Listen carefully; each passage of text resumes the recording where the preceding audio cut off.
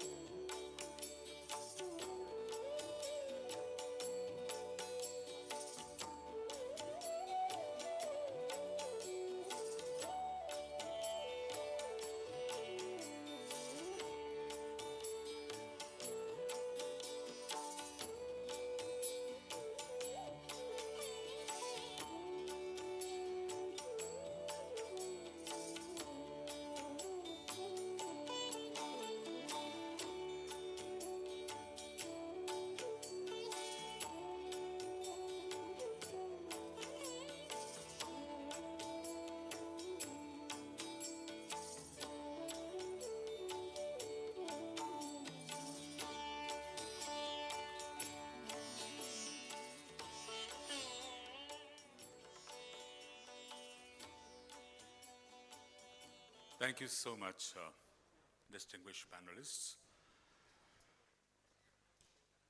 देवी और सज्जनों, हम जैसे संचालकों के लिए, हम जैसे एमसीज के लिए, हम जैसे कॉम्पियर्स के लिए सबसे बड़ा जो चुनौती होती है वो यही होती है कि इन जैसे महानुभावों का तारुफ, इनका परिचय किस तरह से कराया जाए, नए अंदाज में कराया जाए। अब आप कब तक सूरज को दीपक दिखाते रहेंगे? जी हाँ, क्योंकि ऐसे महानुभावों का नाम लेना ही इनकी शख्सियत का श्रृंगार पूरा कर देता है।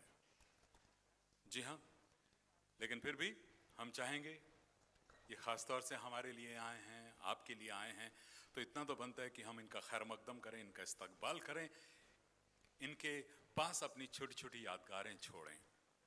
जी, सबसे पहले हम चाहेंगे कि इनका अभिवादन, हम कुछ स्मृति चिन्ह हैं हमारे पास, कुछ मेमेंटोज हैं, कुछ ग्रीन सर्टिफिकेट्स जो बहुत ही प्रेस्टिजियस हैं, इस तरह के प्रशस्ति पत्र हैं, हम इन्हें भेंट करना चाहेंगे।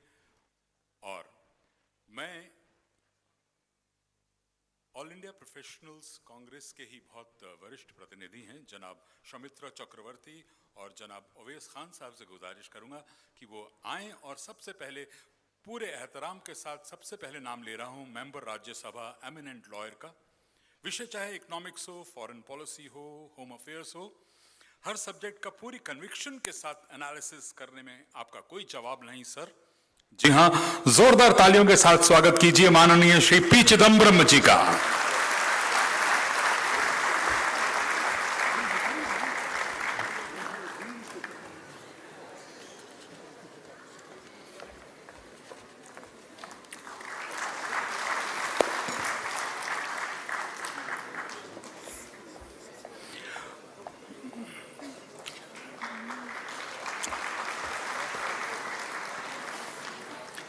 और अब खुशामदीद कहते हैं राज्यसभा के माननीय सदस्य, वरिष्ठ कांग्रेस नेता, जाने माने वकील, एचआरडी और टेलीकॉम जैसी अहम मिनिस्ट्रीज की सरपरस्ती करने वाले बेहद मिलनसार शख्सियत के मालिक श्री कपिल सिब्बल जी। मैं चाहूंगा कि मिस श्यामली, प्रकाश जी और आशीष कुमार जी उन्हें स्मृति चिन्ह और ग्रीन सर्टिफिकेट भेंट करें। तालियां तो बजनी चाहिए सब।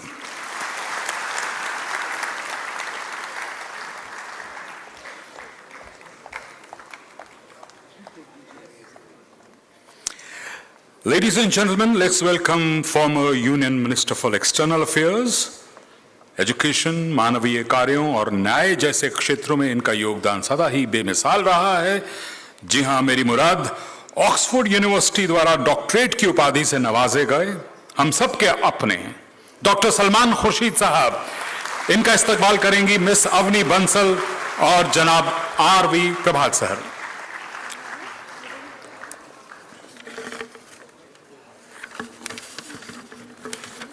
Salman.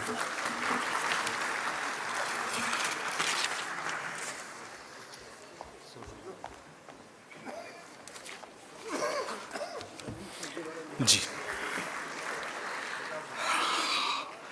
a known Congress MP and a senior advocate of the Supreme Court, former Additional Solicitor General, served as the chairman of the Parliamentary Standing Committee on Law and Justice, Democracy, Governance और Judiciary पर इनका लेखन काफी सराहनीय रहा है।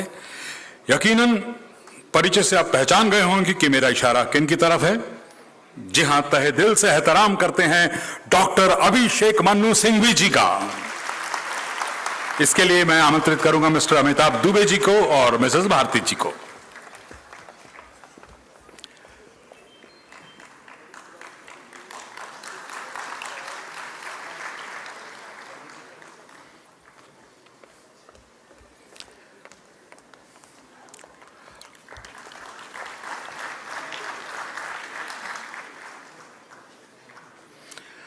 और अब जिनका अभिवादन हम करने जा रहे हैं, उनकी इंडियन पॉलिटिक्स पर पकड़, उनकी बेबाकी, उनकी कम्युनिकेशन स्किल के हम सभी कायल हैं।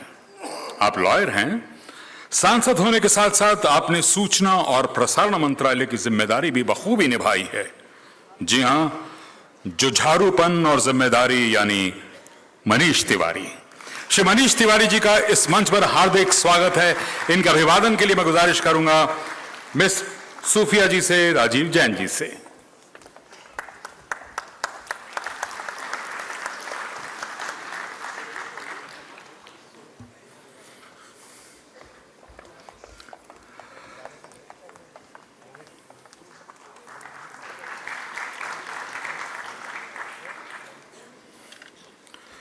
अब बारी है member of parliament and president of All India Mahila Congress, the women's wing of Indian National Congress.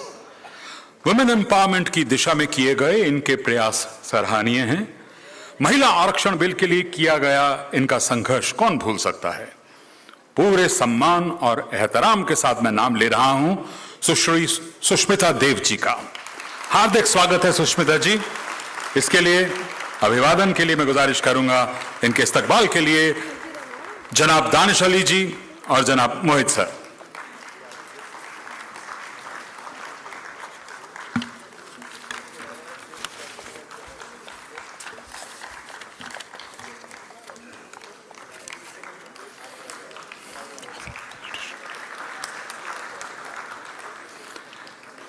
Now, ladies and gentlemen, we would like to honor an author, a politician, and a former international civil servant. दुनिया भर के तजुर्बों का खजाना है ये शख्स। Currently a second-term Lok Sabha MP and a chairman of the Parliamentary Standing Committee on External Affairs.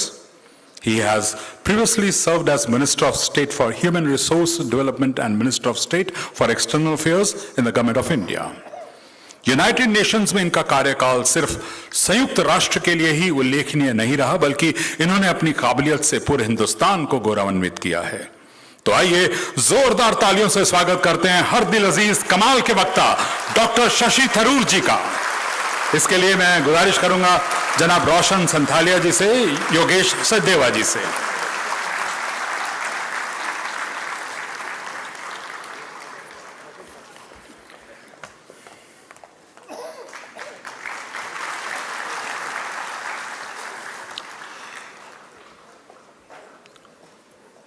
और इस सम्मान अभिवादन सिलसिले के बाद देवी और सज्जनों, मंच पर आने का आग्रह उन मोहतरमा से करूंगा who left no stone unturned to make this program unforgettable, successful.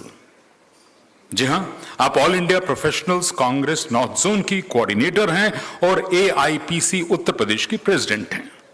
संक्षिप्त में आज के विषय पर रोशनी डालने के लिए और आप सभी का औपचारिक रूप से फॉर्मली वेलकम करने के लिए, अभिवादन करने के लिए, आपका इस्तकबाल करने के लिए मैं दावत दे रहा हूं, विनम्र आग्रह कर रहा हूं, जी हां, अमिता सिंह जी से।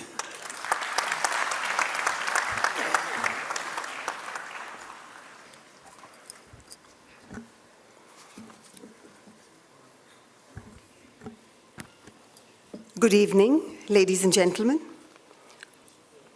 When I look at all of you today, the dignitaries on the dais, members of the audience, friends, colleagues, professionals from across the nation, my heart sings with joy. While we wait to listen to these eminent voices on stage, let's ask ourselves one resounding question: is India being redefined?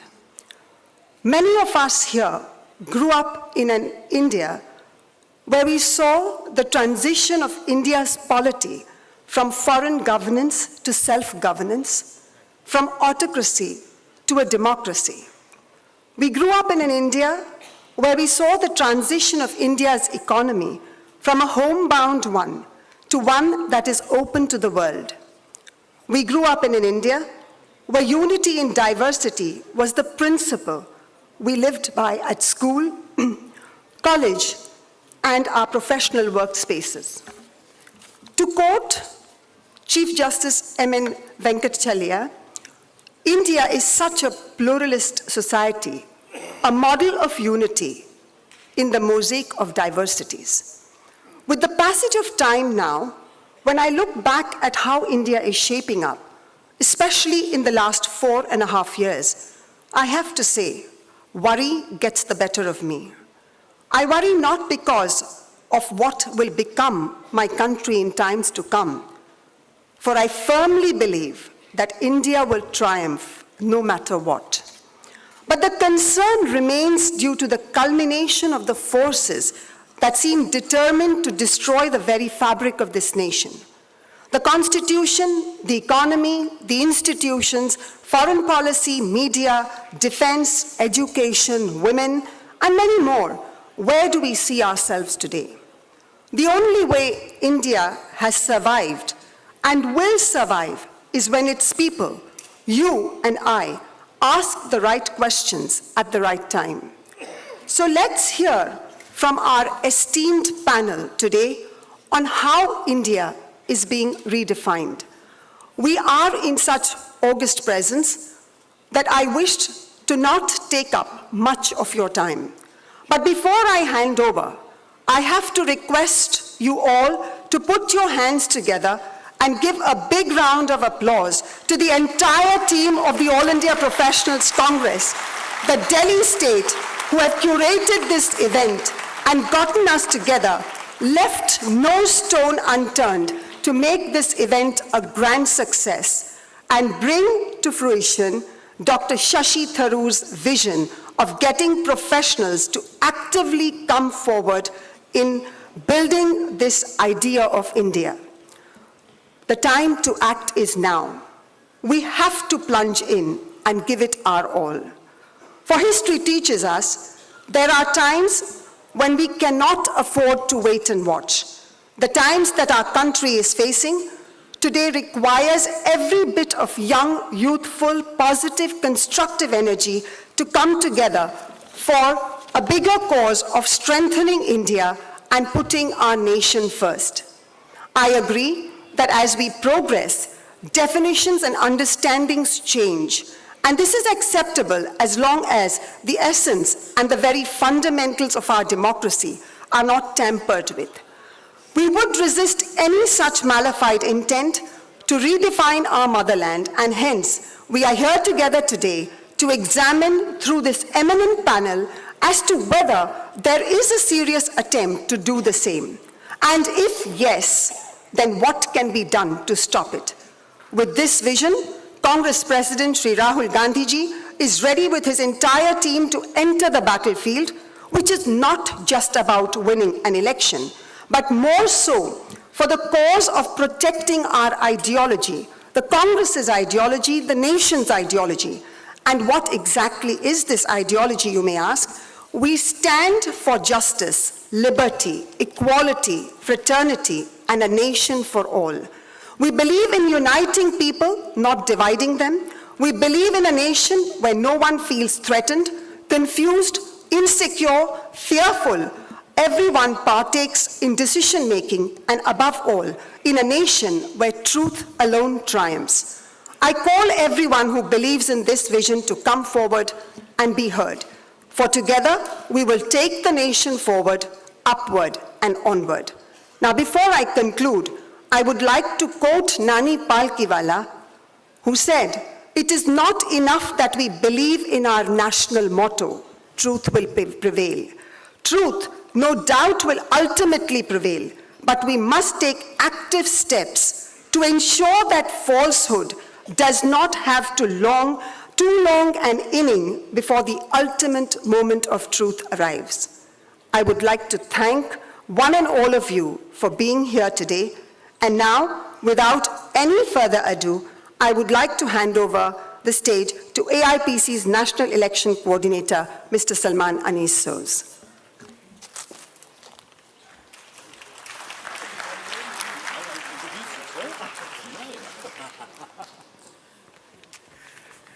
Thank you, Amita ji. Thank you so much. वाह, इतनी तादाद में इतनी बड़ी audience को देखकर बस यही कहने का दिल करता है कि अगर आप चाहेंगे चाहने वालों की तरह, ये मुल्क संवर जाएगा बिखरे हुए बालों की तरह। Thank you so much. आप लोग आए, बहुत अच्छा लग रहा है।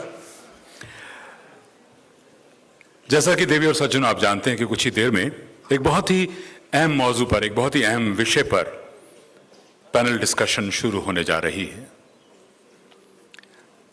विषय अभी तक यही सुनते आ रहे थे कि क्या देश परिभाषित हो रहा है, रीडिफाइन हो रहा है, क्या उसकी जरूरत है, होना चाहिए या नहीं होना चाहिए। इस पैनल डिस्कशन का एक्चुअल मुद्दा, उसका आधार, उसकी एसेंस, उसकी इथॉस क्या होनी चाहिए, इसकी डिजाइनिंग जिसने की है, जिसकी परिकल्पना है, बहुत खूबसूरत, बहुत भागदौड़ की है उस शख्स ने। जिस तरह से मैं अपनी आवाज की बात करता हूं, अपनी सोच की बात करते हैं। जी हां, मेरी मुराद है इस पैनल डिस्कशन की कंटेक्स्ट सेटिंग को समझाने के लिए जनाब सलमान सोज साहब से कि वो यहां आए और इस विषय पर रोशनी डालें ताकि वो अनाउंस कर सकें कि अब पैनल डिस्कशन को शुरू किया जाए। Thank you. Good evening. Adab. My distinguished senior colleagues, fellows of AIPC, and esteemed guests. I thank you for joining us at this important event. I want to thank my team in Delhi who put up a tremendous event, worked very, very hard over the last month to make all of us come together. And what a panel we have. It's an amazing panel. As we meet here, elsewhere in Delhi, lakhs of our brothers and sisters from the farming community are fighting for justice. I want to recognize their efforts and hope that with the ideas we can generate through organizations such as AIPC, we can find sustainable solutions to their long-standing problems. Just a moment on AIPC. The Congress President and Dr. Tharoor in 2017 launched the All India Professionals Congress. We've long felt that professionals, entrepreneurs, businessmen and women do not engage sufficiently in the political process.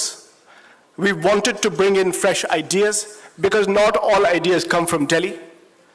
The Congress President was keen to get fresh ideas and fresh talent for the Congress Party so that we take the vision of the people of India and turn it into a reality through the Congress Party.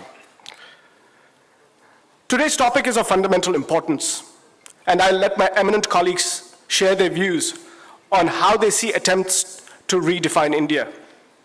I just want to point out that if you think about our national discourse, especially what the ruling establishment and its friends in the captive media are promoting, it is divorced from the reality that we see on the international stage. We're not talking about the fourth industrial revolution.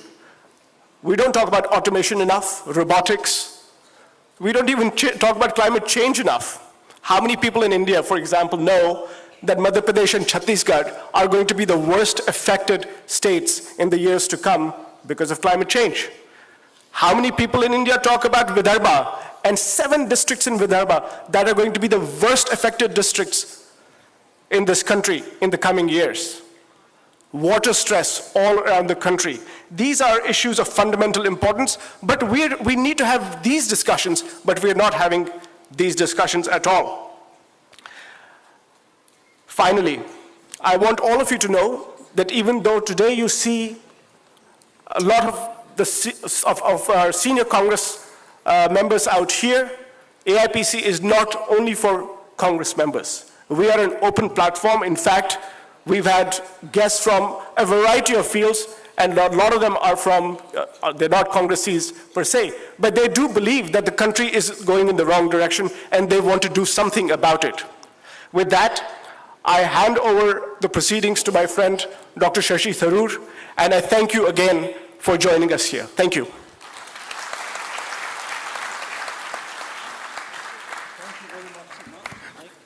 या सलमान भाई, doctor Tharoor आपका thanks बोल रहे हैं, आपका अभिवादन कर रहे हैं।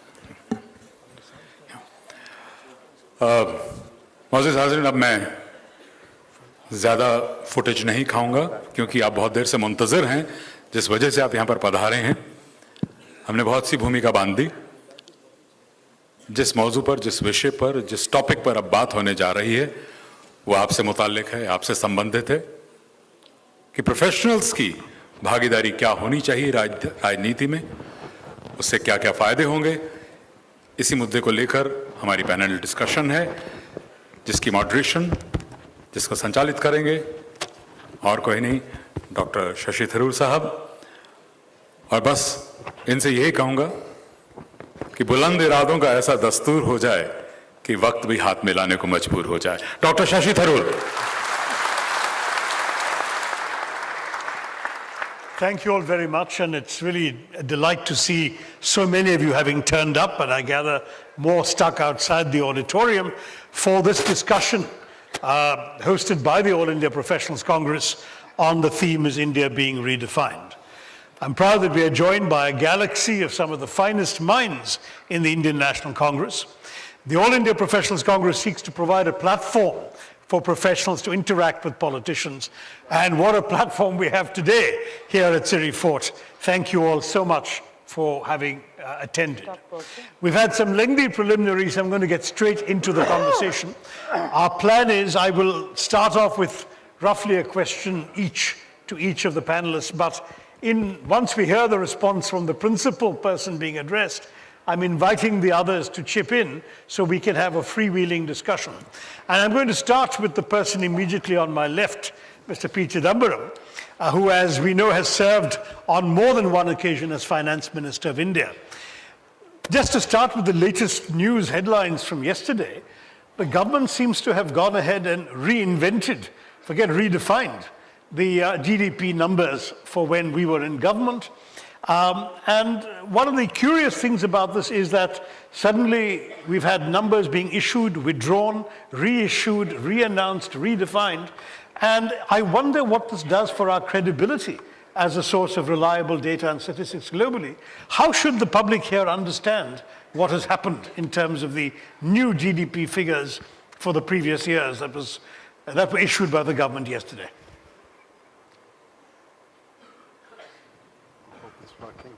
Yeah. I'm told they are going to do a back series for China next and prove that China didn't grow at double digit over several years. They have left out 2004-05, the first year of the UPA, and they've left out all the 6 years of the Vajpayee government.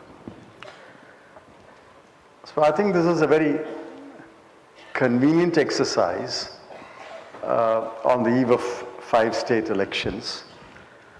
Mercifully, only 2 of them remain. Even after this redefinition, the pattern of growth and decline remains exactly the same.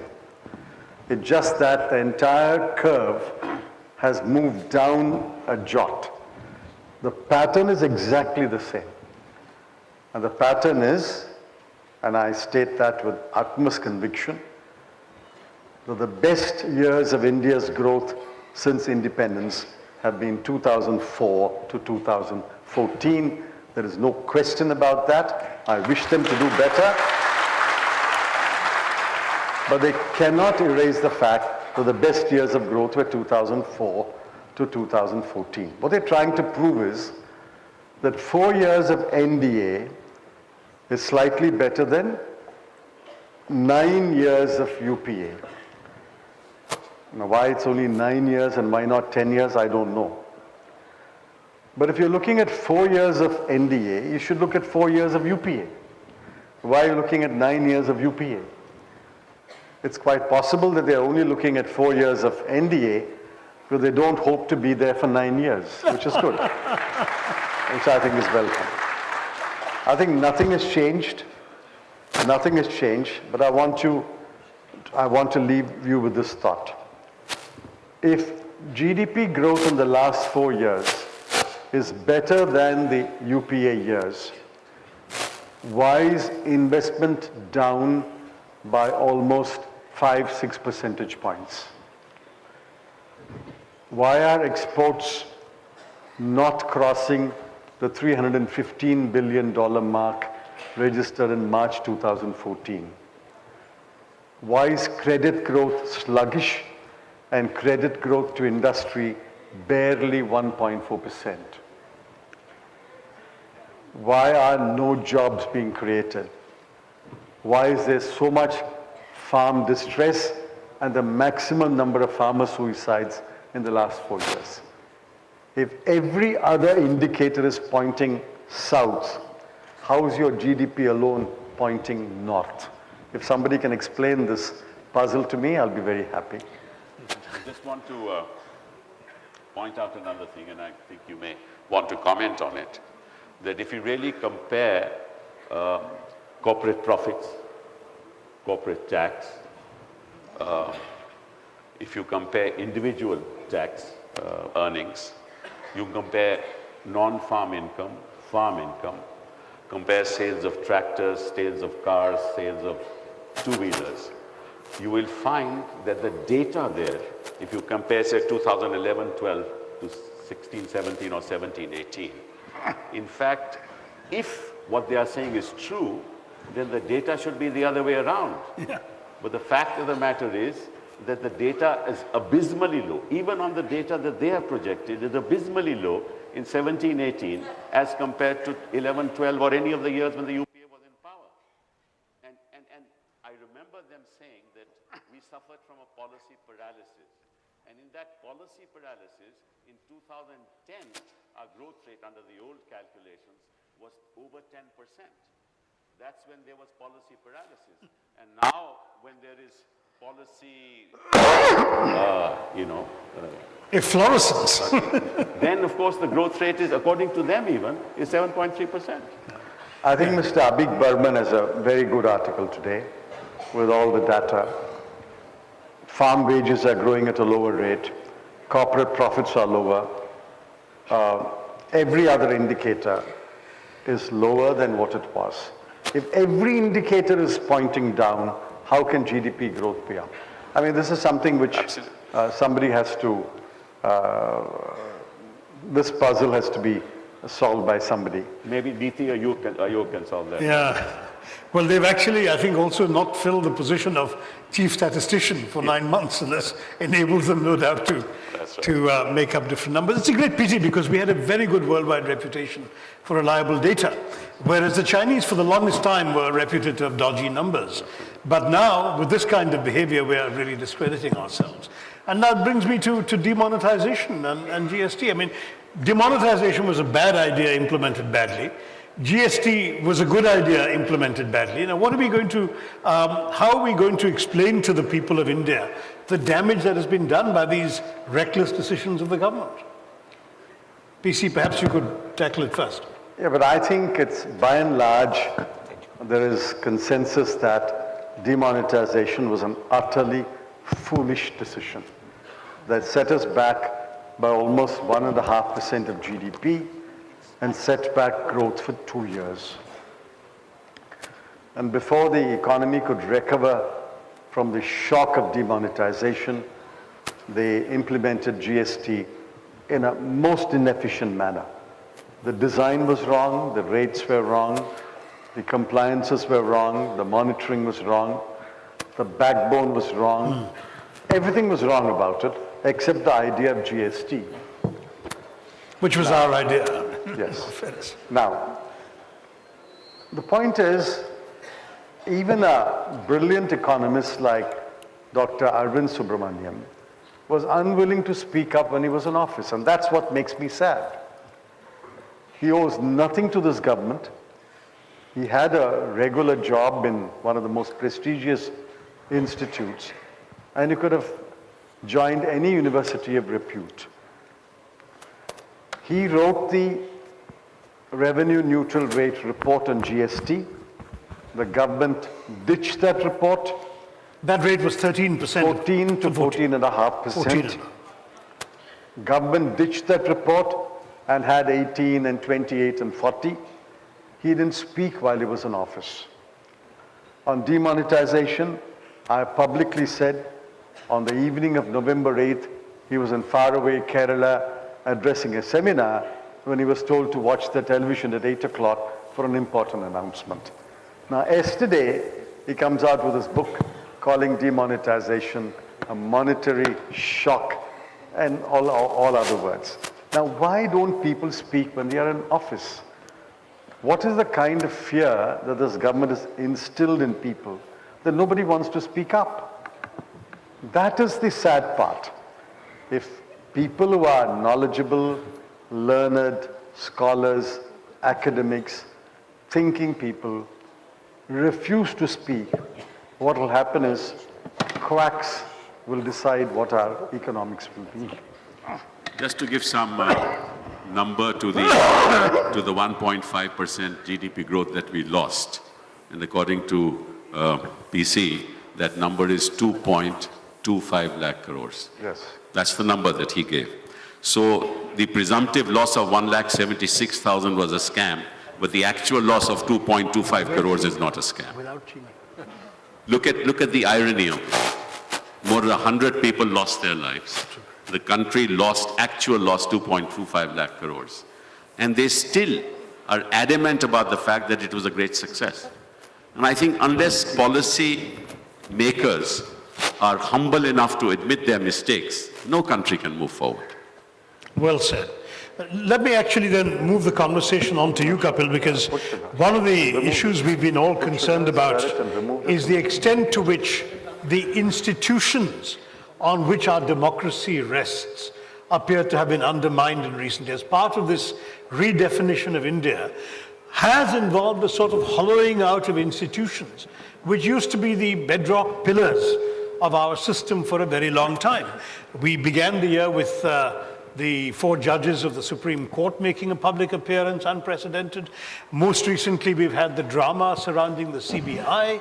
In between, we've had serious questions being raised about the integrity and the credibility and the neutrality of institutions ranging from the Election Commission to the Information Commissioners. The worry is, where are we going? The RBI, we talked about demonetization.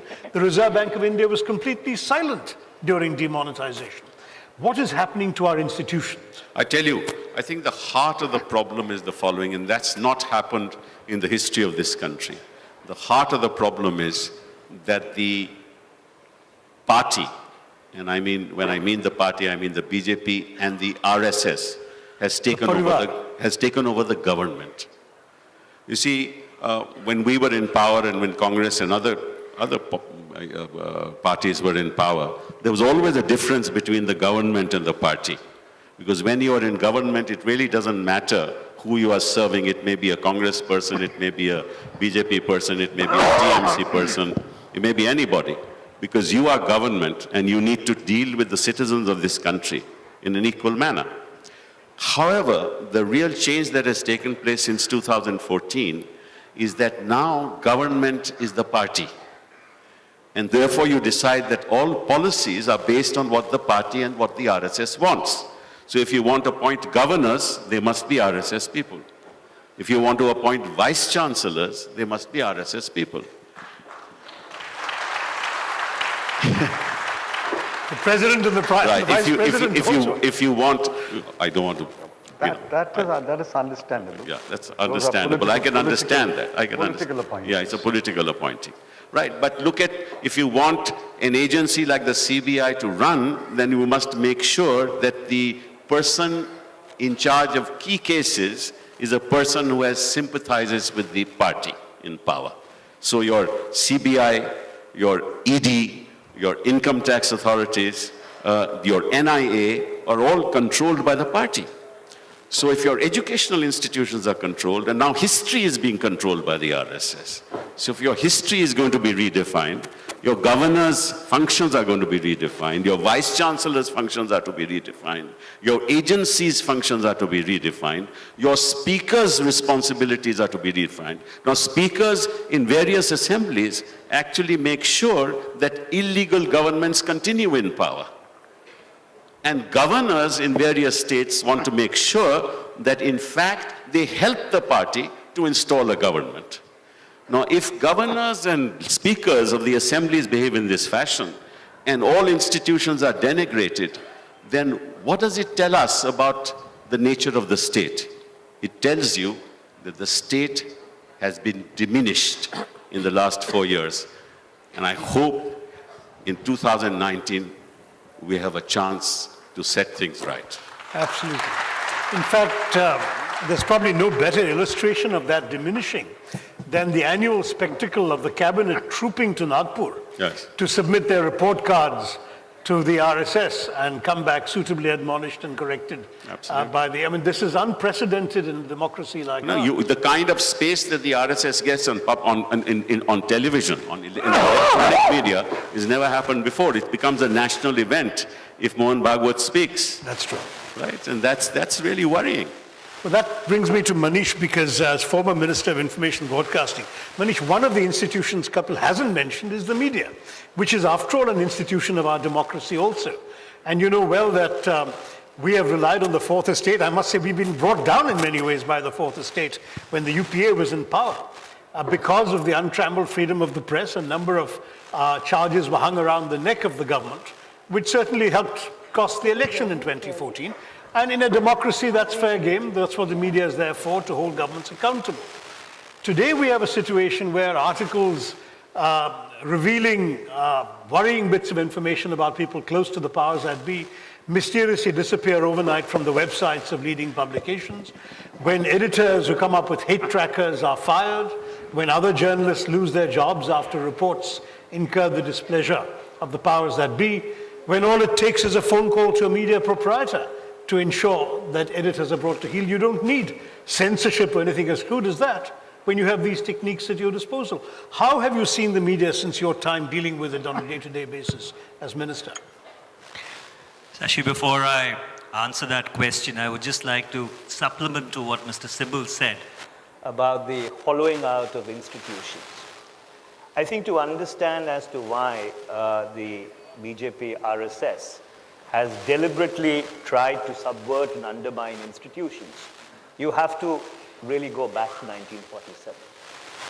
So in 1947, we had a religious partition. There was an Islamic Pakistan, and there was a pluralist, inclusive India. Now there's some people who are in government now who believed that that religious partition should have gone to a logical conclusion in 1947.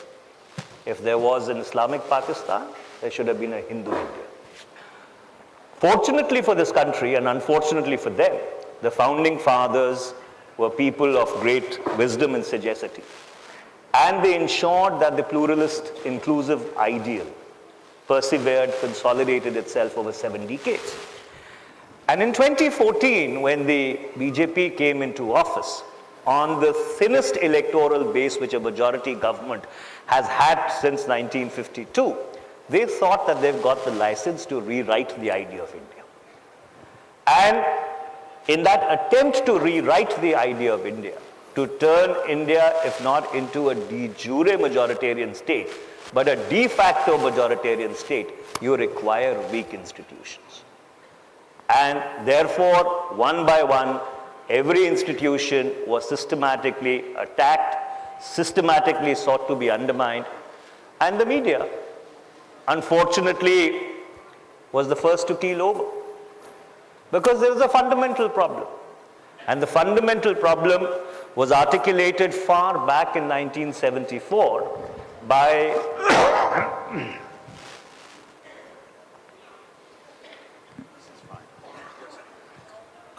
by an independent member of the Rajya Sabha during a debate on the press bill, when he said that there is no freedom of press in India.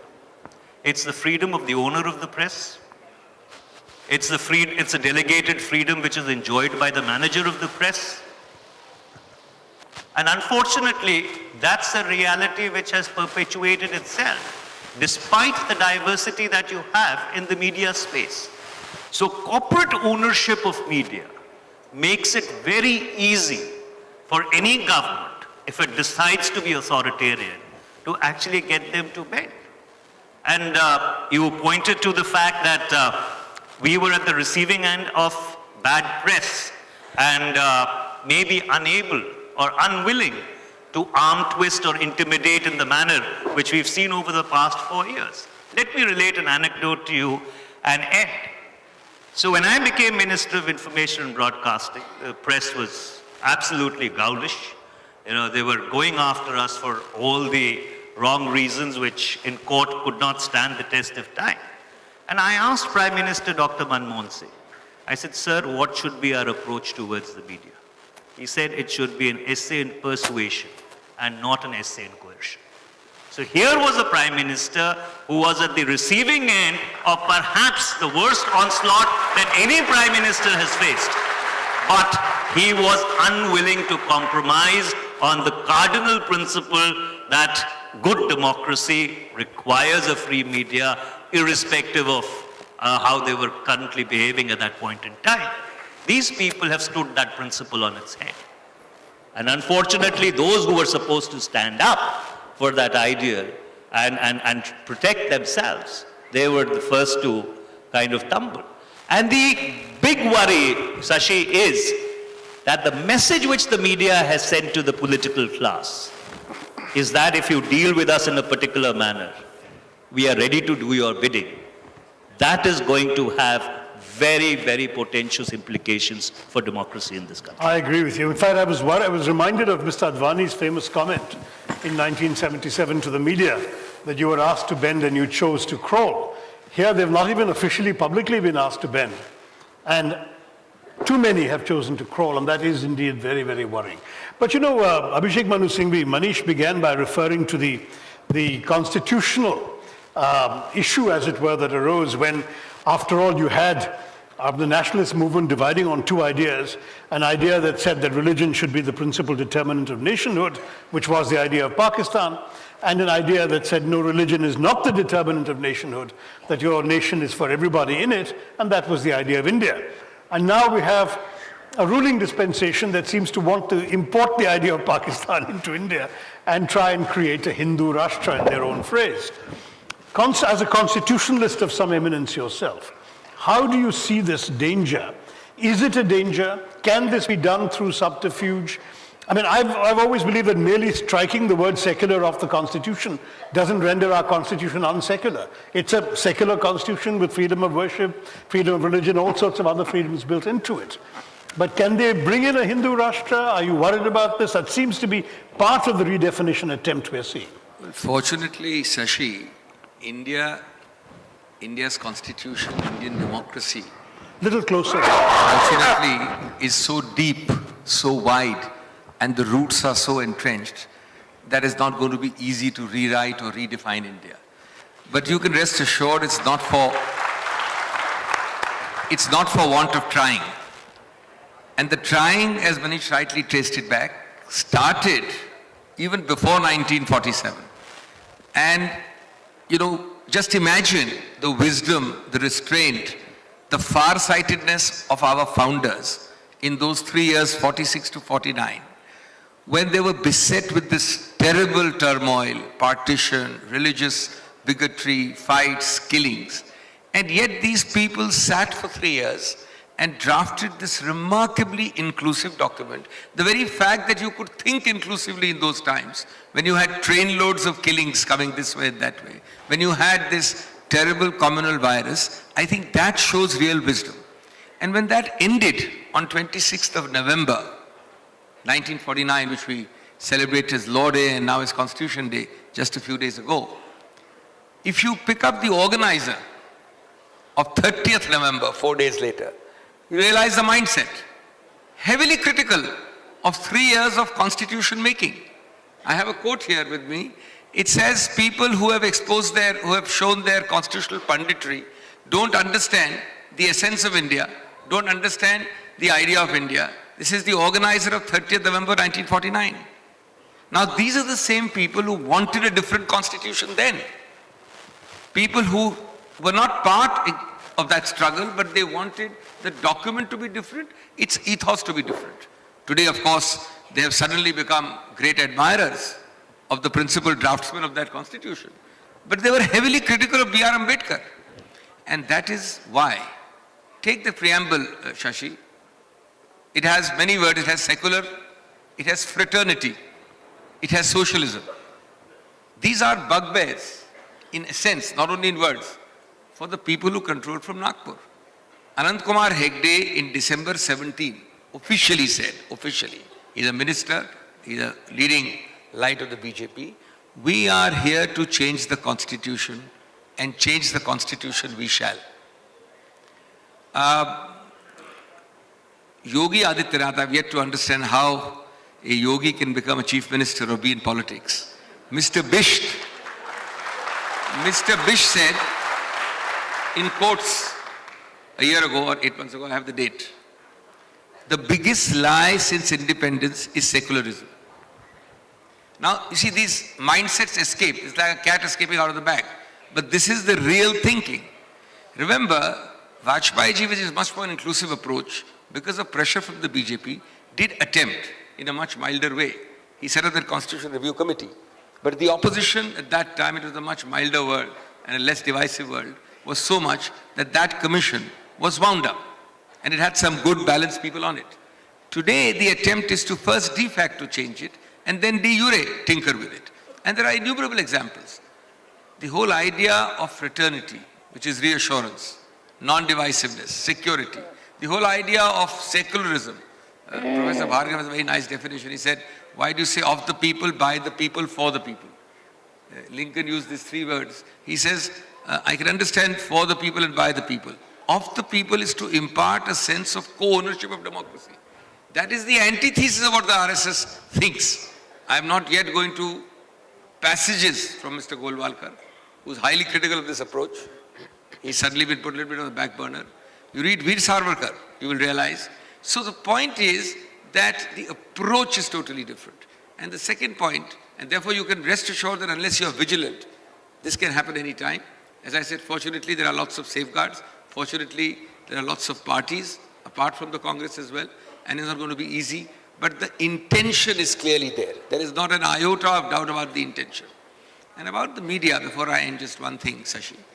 I think, yes, we have to blame all these insidious attempts. But we have to be open to blame sections of the media. You give power to somebody, I don't think you should be surprised that that power will be attempted to be misused. But what has happened to this great fourth estate? We have, of course, it's our fault as well, we have a broadcasting bill pending in Parliament in some form or the other for 20 years, which was supposed to create Chinese walls about conflicts of interest. But today, large sections or sections of the media, and there are honorable exceptions, there are strong exceptions who have lots to lose, but who have withstood this assault. But there are large sections of the media who could have stood up, who have bent, crawled and done much more before they've been asked. And I think we have to expose them, at least embarrass them and shame them. Sushmita, I'm going to come back to you, but I want to skip to Salman briefly on the same issue that Manish raised and Abhishek Manu Singhvi has addressed. Salman, I mean, you know, we've got a country now where very great consciousness of minority-majority differences has come into the public space. I won't say that India was completely unconscious, but for many years, certainly when we were growing up, some of us on this panel, we were constantly encouraged and exhorted to think beyond that. National integration was constantly a theme of official encouragement. There was a great desire to not let people fall into a mindset that somehow religion made you different from your fellow Indians in any way. You are yourself a Muslim Indian. You've written a book on that experience of being a Muslim in India. How do you see these attempts to redefine India coming out of the Sangh Parivar in the last few years? And I'm going to come back to the official role you're here for, which is foreign policy, later. But I thought on this issue, things have been said that we should have your point of view. Well, thank you. I think this is a very critical moment for what is a very intrinsic and valuable part of Indian ethos. And I think that we have to be, the minority has to be equally vigilant and careful, because minority aspirations, legitimate as they may be, are being misused and misrepresented by the BJP. Whereas I think that in the world a minority outreach program of the kind that the UPA 1 and 2 unleashed is been unheard of. An outreach which allowed for true equality and true participation. But in fact, the manner in which it was presented, both by the minority as indeed by the BJP, it became a bugbear. And I think that what it did is that it detracted from the purpose which was to bring minority and majority together most solidly, which is what Indian ethos and Indian constitution is about. And therefore, the majority today, I believe, has an enormous responsibility, and I must acknowledge that India is secular largely because Indian majority has ensured that India is secular. And I think this is something that cannot be forgotten. Minority contributes a valuable dimension to Indian secularism and the richness of Indian secularism, but the minority must understand that the majority is trying to help the minority and it mustn't make life more difficult. So there will be many issues on which we will have to allow the majority leadership to speak rather than to come forward and speak on everything ourselves. And I beg of the minority not to insist that their own leaders speak on every subject relating to the minority. Rather, they should insist that minority leaders speak on issues that concern the majority. And we will prevail, we will overcome. I do believe the fight is not only for the minority, the fight is for the true vision and understanding of Hinduism, and who would know that better than you, who's written the book of Why I'm a Hindu. Thank you so much. I think Kapil is going to chip in on this. No, I was, you see, the point is, what's the environment today? When anybody from the majority community attempts to talk secular, in a secular mode, the bhakts immediately on the television channels catch and start attacking, saying that you are pro-Muslim, you are pro-Muslim. That's the atmosphere that we're living in. So the majority is afraid to raise those issues. Minority is otherwise afraid. And the television channels and the bhakts have taken over. And that's where we are today. What we need to do, and I think that's really why this audience is here, that we have to reach out to the rest of the country and say, look, India first, all this much later. We have to protect our country. Well said. There is one minority we need to address here today, and that is the minority on the stage represented by Sushmita so ably.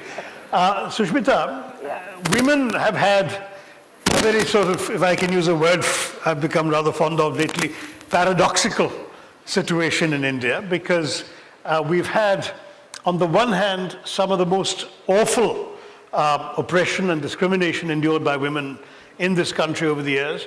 And we've also had some of the most remarkable success stories amongst the world's first women doctors, first women lawyers, first women CEOs, one of the first women prime ministers. All of these have been Indians. I was just reading an article showing that we actually have double the world average of women commercial pilots in our airlines compared to other countries.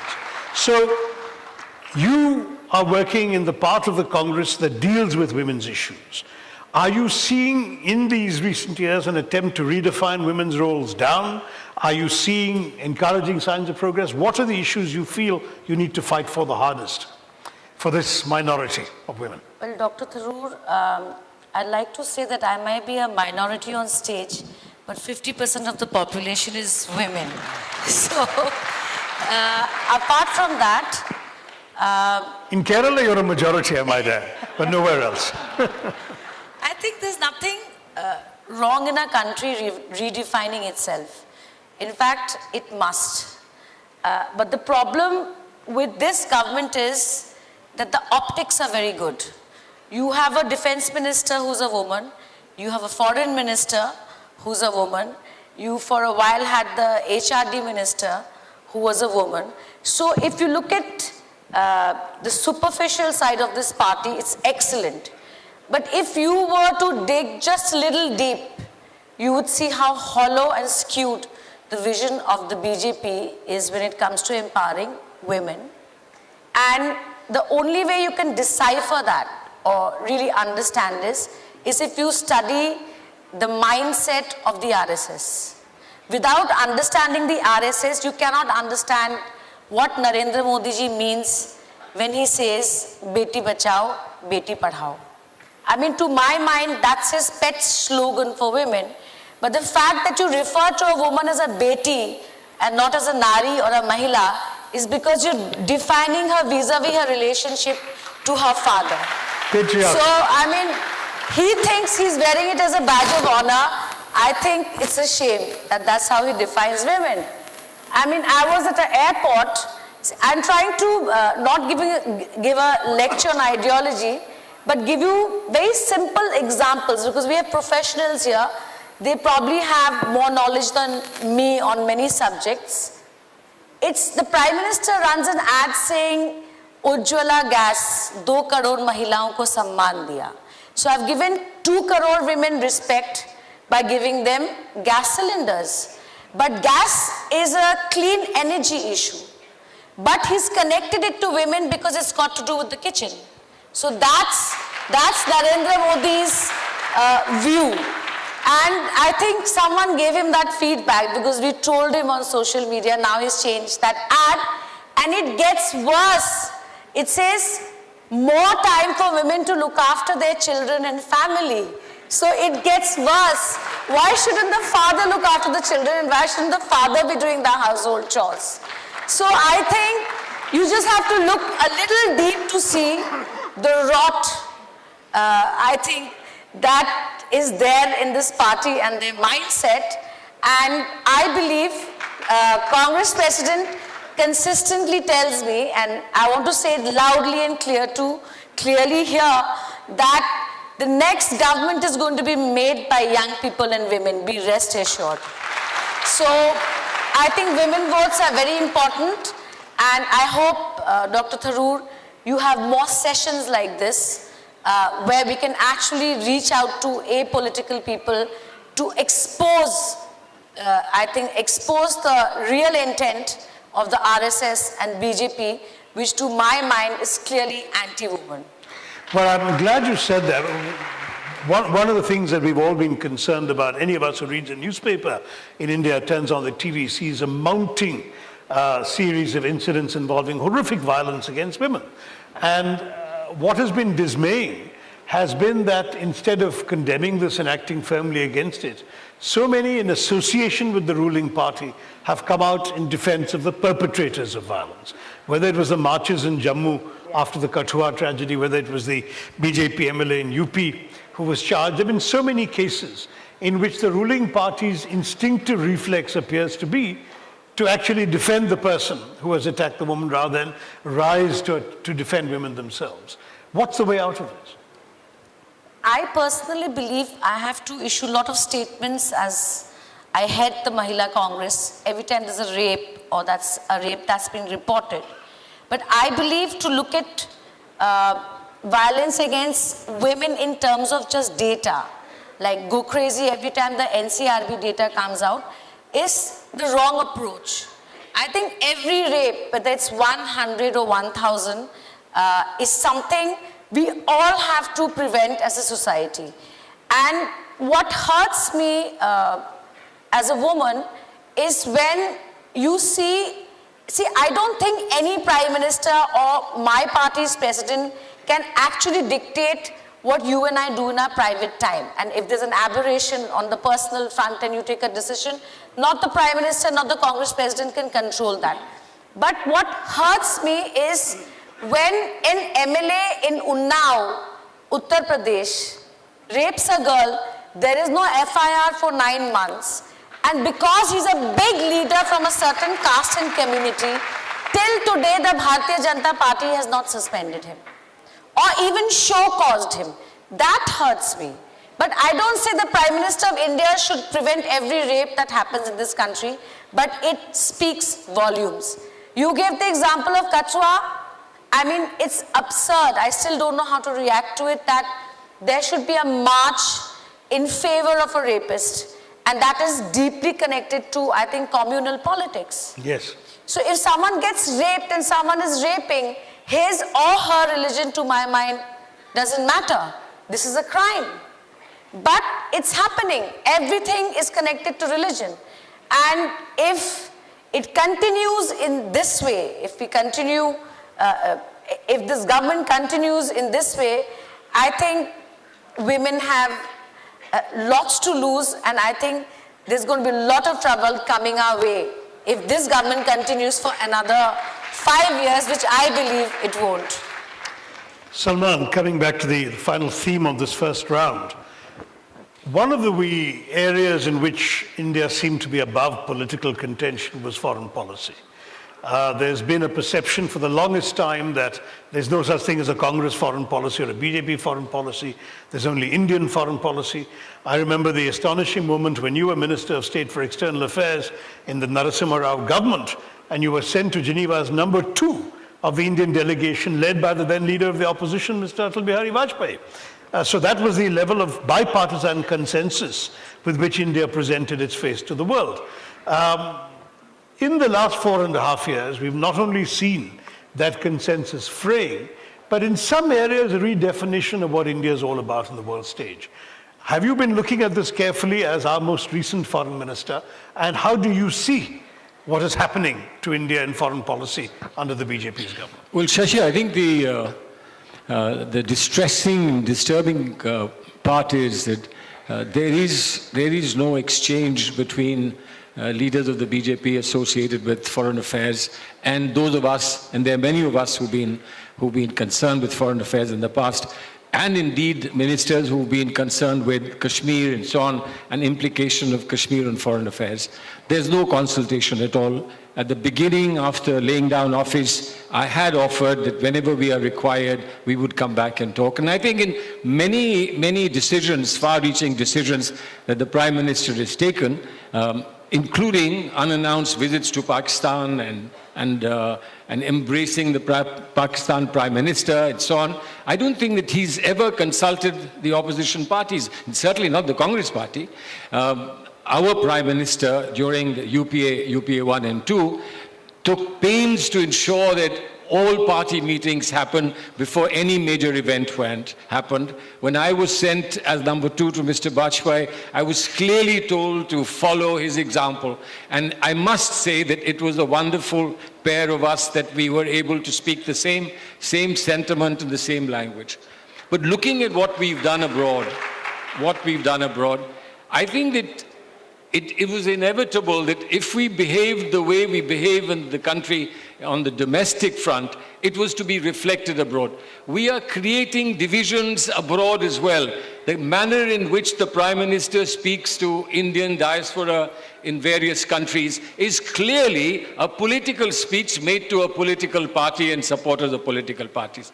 We were careful when we were talking about dual citizenship. We were careful that in South Africa we didn't create a further divide between the blacks and the Indians and the whites. And yet for him it doesn't matter. You want to go somewhere, divide.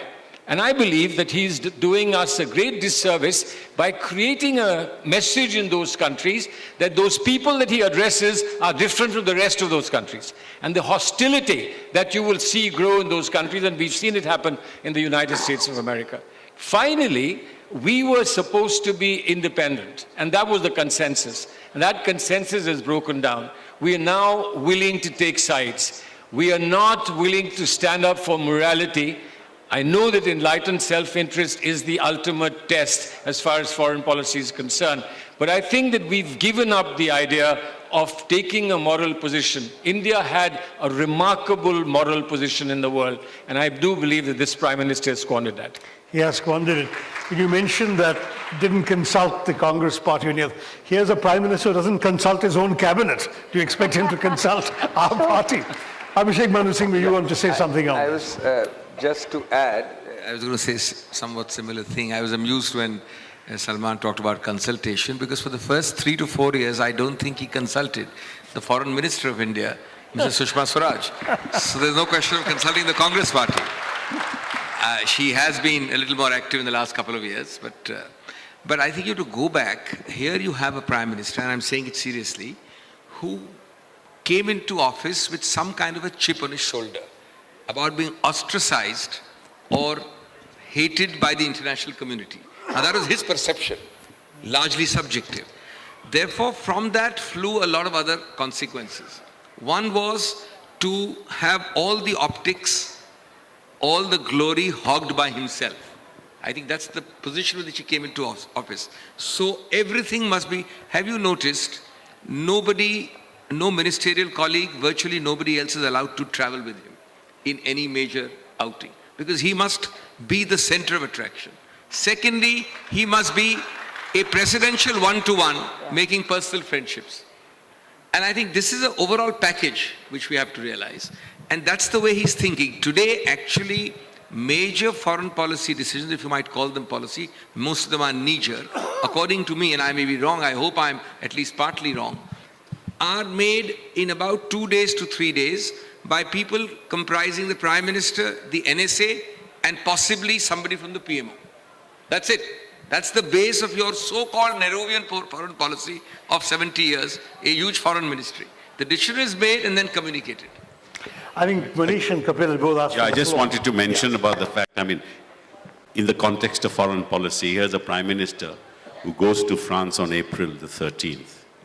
And just a few days before that, Jai Shankar gives a press conference.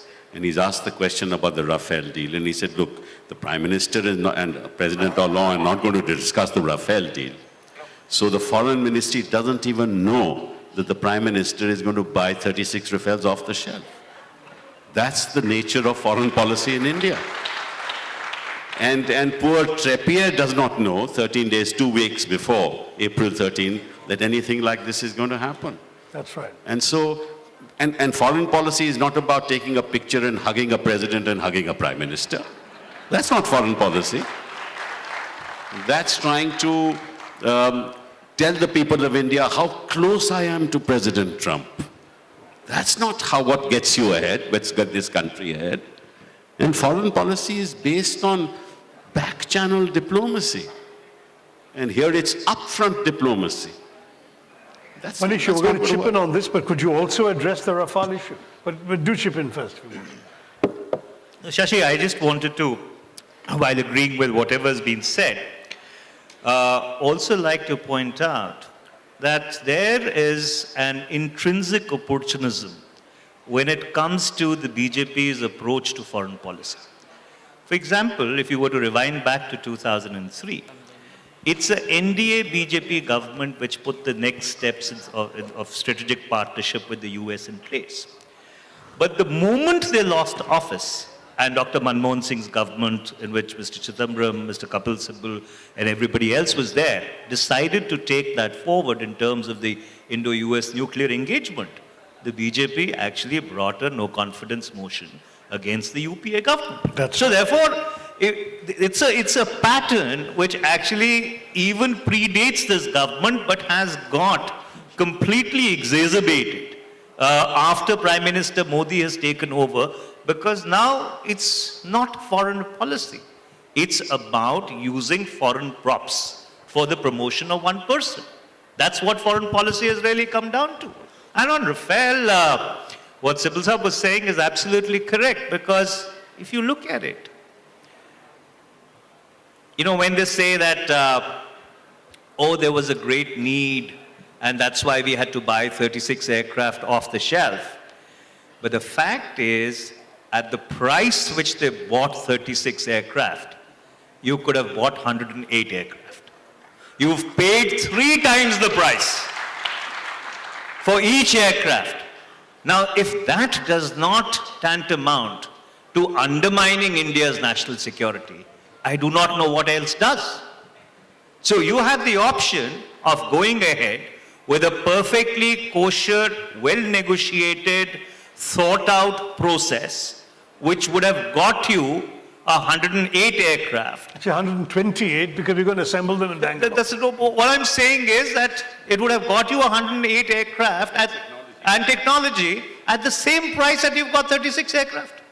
I think that's the real compromise of national security, which we need to point out to the people. Quite right. In fact, Mr. Chidambaram, you had asked some questions to the Prime Minister, which have still not been answered on this Rafale deal. Do you want to echo them? Because you had analyzed it pretty ruthlessly, I think, with questions that they had been unable to find responses to. Well, I had asked 10 questions.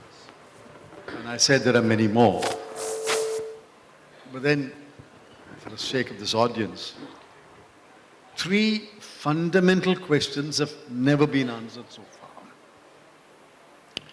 Firstly, this aircraft was chosen by the Air Force. It went through every procedure. And then an MOU was signed that we will buy 108, we will buy 18 off the shelf and 108 will be made. If you want to cancel that MOU, should there not be a reason to do that? Forget entering into a new agreement. If you wish to cancel an intergovernmental agreement, an MOU, should there not be a reason to cancel that? So far, nobody has said what the reason is. The second question. If it is an emergency purchase and Rafale was willing to sell you all 126 aircraft and the same configuration, the document says so,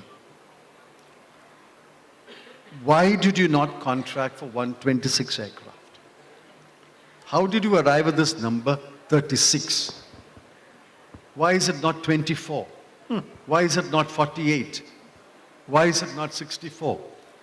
Where did you arrive at this number 36 aircraft when Rafale, the gentleman said on television, I was willing to sell 126 aircraft. And the Air Force wants 7 squadrons, 126 aircraft. Actually, they need 8. And you end up buying 2 squadrons. And the Chief of Air Staff has no answer why he's happy with 2 squadrons when he wanted 7 to 8 squadrons. There's no answer. And the third is, all right, we concede for the sake of argument that Rafale will pick the offset partner. Let's assume so. But HAL is your baby. HAL is your PSU. HAL is the only company in India which has made aircraft of one kind or another. And HAL is the only company which still continues to assemble Sukhoi and Mirage. In fact, the entire fleet of the Indian Air Force today up in the air was made by HAL. Entire fleet. MiG, Sukhoi, Mirage, and the Tejas. Every one of them was made in Bangalore. Let Rafale choose its partner. But why didn't you tell Rafale, this is HAL, this is my baby, my PSU. Why didn't you consider HAL for an offset partner? Why didn't you give a portion of the contract to HAL partner? Why did you not even recommend HAL as an offset partner? In fact, you recommended the other chap, according to the President. In fact, there was a work share agreement barely between HAL and Rafale said in that statement, 95% of the work is over. There is a work share agreement. So Rafale was happy with HAL. They had entered into a work share agreement. That 95% of the work was complete. Yet the government was unwilling, reluctant to recommend HAL as an offset partner. Now, these 3 questions have not been answered so far. And there are many, many more questions. Just to add a 4th question, which flows directly from PC's 3rd. Dassault has said many things about the number of offset partners it has, etc. But 2 or 3 core issues it has never denied. One, and this flows directly from PC's last point. One, that it has given the largest offset share to one company in India. And the figure of approximately 50,000 crores is not disputed, ever. 2, the question arises, if that company in the public domain has a public debt of something like 80,000 crores and was teetering on the brink of bankruptcy, was Dassault struck by midsummer madness or bitten by a mad dog, that was the only entity which it chose. Now, Dassault never tells you as to why out of the entire galaxy of Indian corporates, the largest offset share goes to this great eminent company with a 80,000 or 70,000 or 90,000 crore debt.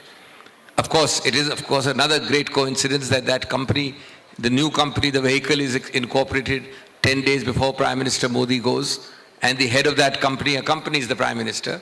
Those are minor details. But Dassault, with all the explanations being asked to be trotted out by the government of India, has not explained this tremendous conundrum. I don't think Dassault could be a top aircraft manufacturer by exhibiting such corporate foolishness. Just one last thing, and it's a fact which it's not really in the public domain. But Reliance incorporated its company for the first time, that's Reliance Aerospace, on the 24th of April, 2013. The Prime Minister decided to buy off-the-shelf 36 aircraft on April 13. So Reliance Aerospace was incorporated on April 24. Dassault said that we entered into a joint venture with Reliance Aerospace in April 2017, right? Which means between April 24 and April 30th, Dassault picked up Reliance Aerospace. And when asked why they picked up Reliance, he said because Reliance had land near the airport. Now the fact is that Reliance applied for land on June 16, 2017. They had no land. These questions can only be answered through an investigation, but not by the CBI. Not with the courts either. Not by the courts either. But we need to dig deep as to what really was the reason why the Prime Minister did what he did. I'm actually astonished that our media has been so feckless on this issue. One remembers the Bofors investigations of the Indian media and how literally relentlessly every day, every little corner of this 86 crore scandal was probed and exposed and followed and investigated. I was with the UN in Geneva at one point. People were sending journalists to Geneva to chase Amitabh Bachchan's brother, who was living somewhere near Lausanne. I mean, this was the kind of extraordinary pursuit and inquiry that took place. And here you have this most astonishing scandal, which apart from corruption, as has been rightly said, threatens the security of the nation, and our media is completely asleep at the switch. It's unbelievable.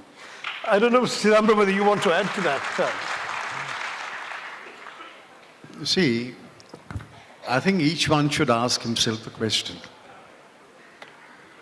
How many of you are willing to pick up the telephone and speak something utterly confidential on the telephone today?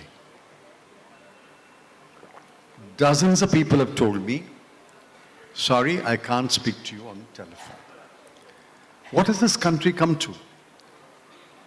That you cannot pick up your telephone and speak to somebody, something which is private and confidential, because everyone fears that his telephone is being tapped or could be tapped. That's a sure sign that liberty has been eroded significantly in this country. Dozens of newspaper persons have told me, I said, why don't you pursue this case? I don't want to take names. One story comes out, and then we say, good story, now these are leads you should follow. He says, I can't take it any further, I have a job and a family. Dozens of newspaper persons have told me, I have a job and a family, I can't take it further. In which other 4-year period has an editor of the major English language newspaper printed out of Delhi been sacked after paying full 5 years' salary as compensation? Where have 3 editors of a magazine been sacked on the same day? Where have 2 distinguished anchors been pulled out they can't get a TV appearance again. When have interviews which have been promoted between 3 o'clock and 6 o'clock yanked off the air at 6 o'clock? When have editorials which have appeared in the online edition disappeared from the print edition of the morning? Each one of this is a fact. I can give names, each one that I'm saying is a fact. I think what is happening is fear has been instilled in everyone. I can understand, I condemn it of course. Fear, Dalits live in fear, minorities live in fear, women live in fear, academics live in fear. I can give an instance of an academic whose name is printed on the card for a book launch, pulls out half an hour because the academics institution's head says, you're advised not to go. Now, fear being instilled in each one of these sections is bad enough. But if private citizens also have that sense of fear, I'm afraid we are way down the road, and it's going to a long time, going to a long effort, a huge effort to rescue this country and go back to a day where the mind is without fear. Which mind is without fear today? Well said. I mean, these are fundamental questions, and I'm hoping that many fearless members of the audience will be asking questions. I'll turn to you in about a couple of minutes after just one more thing. I want to echo what you've said, because there's one additional dimension to this fear, which was expressed to me by some extremely prominent individuals of our Muslim community, people who had held very senior positions now in retirement for the most part, who said, we're keeping our heads down, we're not going to speak up on any of this. I said, don't be silly.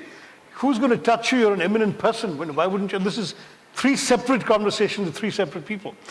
And they said, it's all very well for you to talk. If I speak, if either of us speaks against this government, we're anti-national. But I'm Muslim, I can't afford to be anti-national. Now that is the kind of fear that has got into the minds of some people.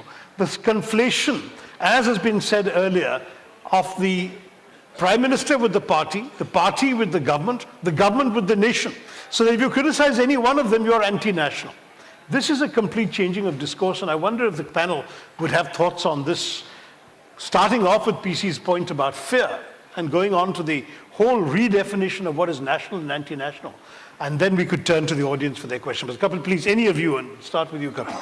Well, before I respond to that, I've had businessmen coming to me, and top businessmen of the country, saying that, things are terrible.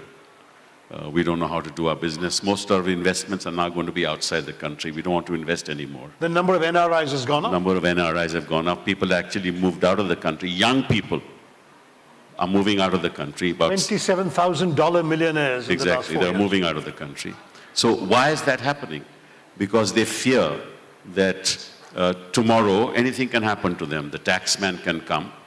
And businessmen are called up on the landline and said, by such and such time, you have to do such and such thing. And he'll say, no, but why you expect me to, you better do it. We are giving you a favor that you are asking you to do what you have to do. That's the kind of environment that we are living in. And as far as national is concerned, what's a nation? As far as this government is concerned, the nation is the RSS. And if you say anything against the RSS, you're anti-national. If you say anything against the government, against the Prime Minister, you're anti-national. And this all starts on the social media platforms and the fake news. That's one of the greatest dangers that this country is now facing. Prior to 2014, that's the very platform that Modi used to actually come to power. And now that part of the platform is turning against him, he wants to control the social media. But the concept of national and anti-national, see, I can be patriotic and not patriotic, but patriotism is different from nationalism. Each one of us is patriotic, but each one of us sitting in this hall may be for or against the government. If you're against the government, you're anti-national. Fine, I'm anti-national, but I'm still patriotic. I love my nation. And that's what is key. I thi- Just to supplement what's been said, the reason why a narrative has been created that if you question the BJP, you're anti-national. If you question the government, you are seditious. And if you question the establishment, then you are downright treacherous. Because it goes back to Mr. Chidambaram's original point, that they have weaponized fear. So when you weaponize fear, it becomes very easy to intimidate and then change the very definition of India. So without the hollowing out of institutions, without the weaponization of fear, without intimidation which is of a level that 1.24 crore people prefer to talk on WhatsApp, even having normal, inane conversations. And that's the question which I would like this distinguished audience to reflect upon, that is this the kind of country we want for the next 5 years or beyond? That's really the fundamental challenge. Well said. I think you need to hearken back to a little bit of history to understand this nationalism question. There is a book which most of us should read by Golwalkar saying nationhood defined. Now, ultimately, the definition, understanding and spirit of nationalism and nationhood from Nagpur is that. That is the Bible of nationalism. That is the book, along with bunch of thoughts, which explicitly, in many paras running over many pages, praises Hitler's concept of nationalism. Nationalism is homogeneity, uniformity, anti-liberal spirit. Everybody must behave as per a preordained ethic. This is all written down. You will not believe it. You have to just pick up the book and read it. You can't anymore because they've censored it. The RSS has issued a new authorized edition of Golwalkar where they've deleted the reference Now, that was to the next Hitler, point I was coming to. Hitler and the Jews. This is opportunism. At the moment, for a while, Golwalkar is put on the back shelf. Or at least the real Golwalkar. This is where the redefinition is occurring. And I end with another self-evident statistic. In 2016, we've had the highest number of sedition cases ever imaginable. Sedition, by the way, anyway, is a very dangerous provision. It is virtually obsolete in any country that it exists. Many other countries have repealed it. We've had 40 cases of sedition filed in 2016. I have never heard of a fraction of that since 1947. So if you say something about Mr. Modi, a Bhakt from Kerala to Kashmir will file a sedition against you. And you have to go and face a criminal process, which will ultimately window out, but go through the entire harassment. This is the new definition of nationalism. Well said. In fact, on two things. When the British wrote the sedition law in the colonial era in 1893, it was tougher than the sedition law they had in Britain. And the Attorney General of the day said it's because this is for a subjugated people.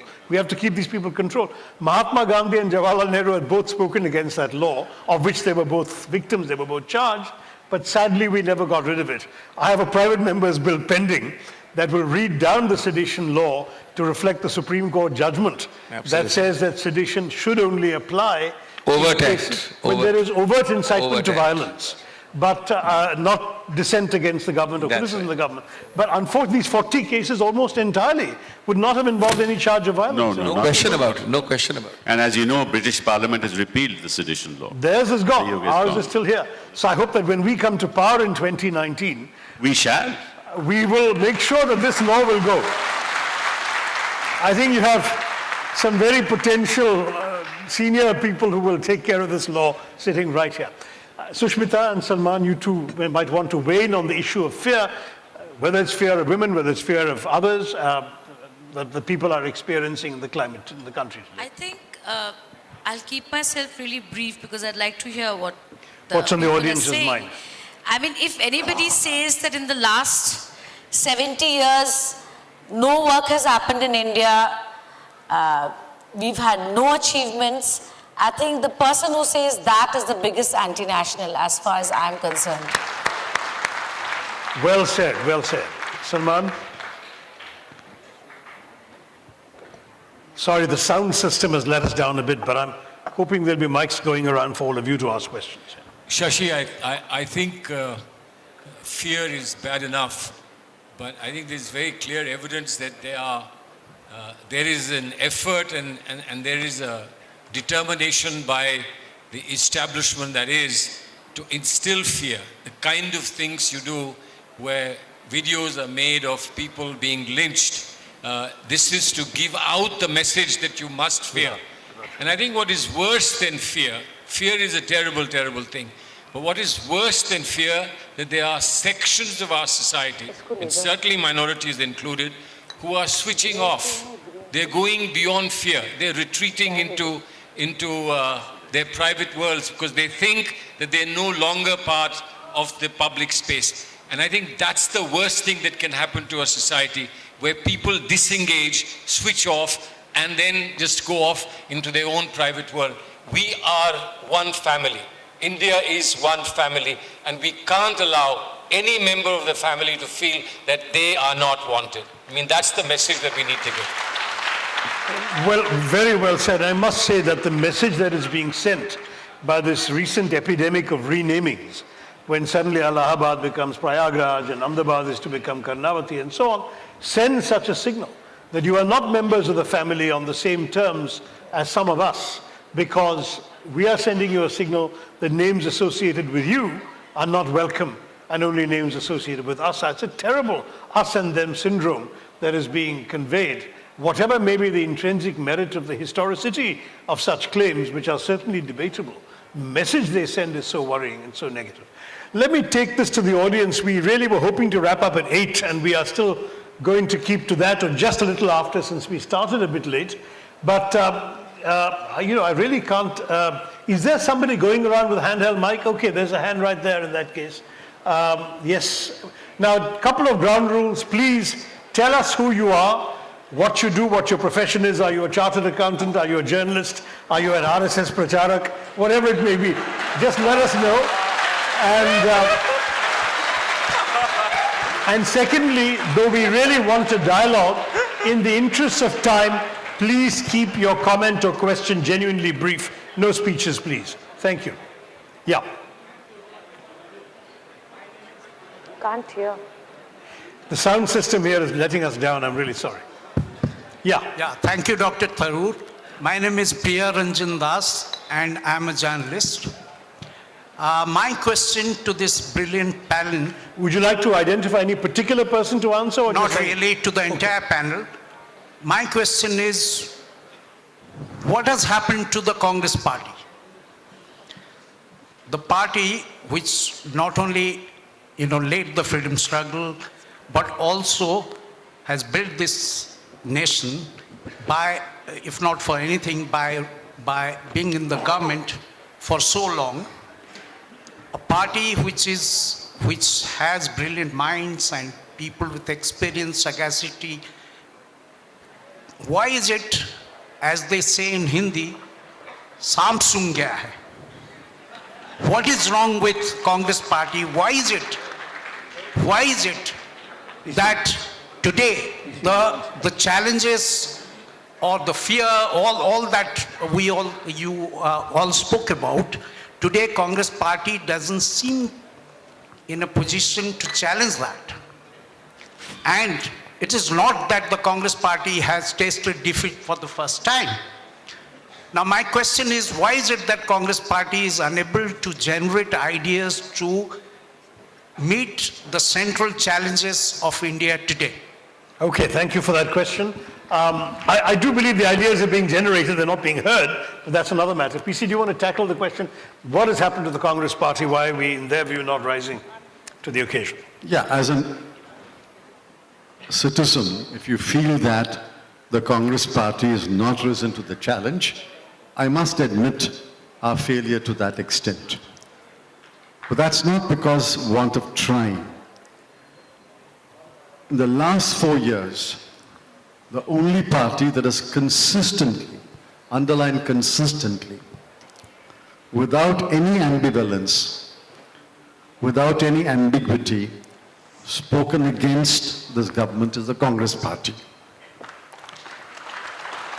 And we have paid a huge price, we are paying a huge price.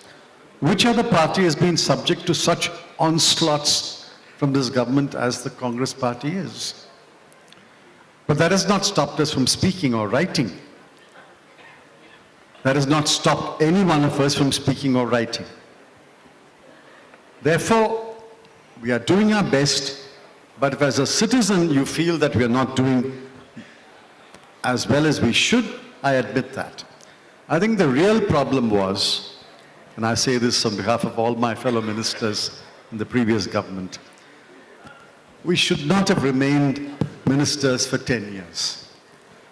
I think in the last couple of years, there should have been a Kamaraj plan in the government, and senior ministers should have been asked to go back to the party. That was a valuable lesson taught to us by Kamaraj and Jawaharlal Nehru, but a lesson that we forgot. As a result, the party organization got neglected. But we are building the party organization very rapidly.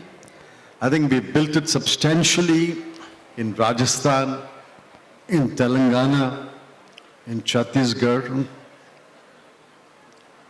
And I hope the results of the election will reflect that we have built the party organization.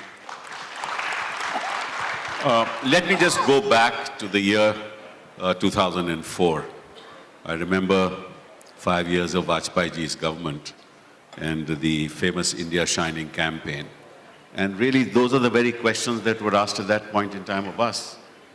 That what a wonderful work these guys have done. Where are you? You're not going to come back to power.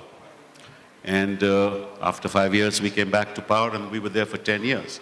While I agree with PC that yes, you can have a Kamraj plan, whether it would have made a substantial difference or not, I don't know. But right, you're asking, you have a right to ask that question, but may I ask you another question? What has happened to journalism?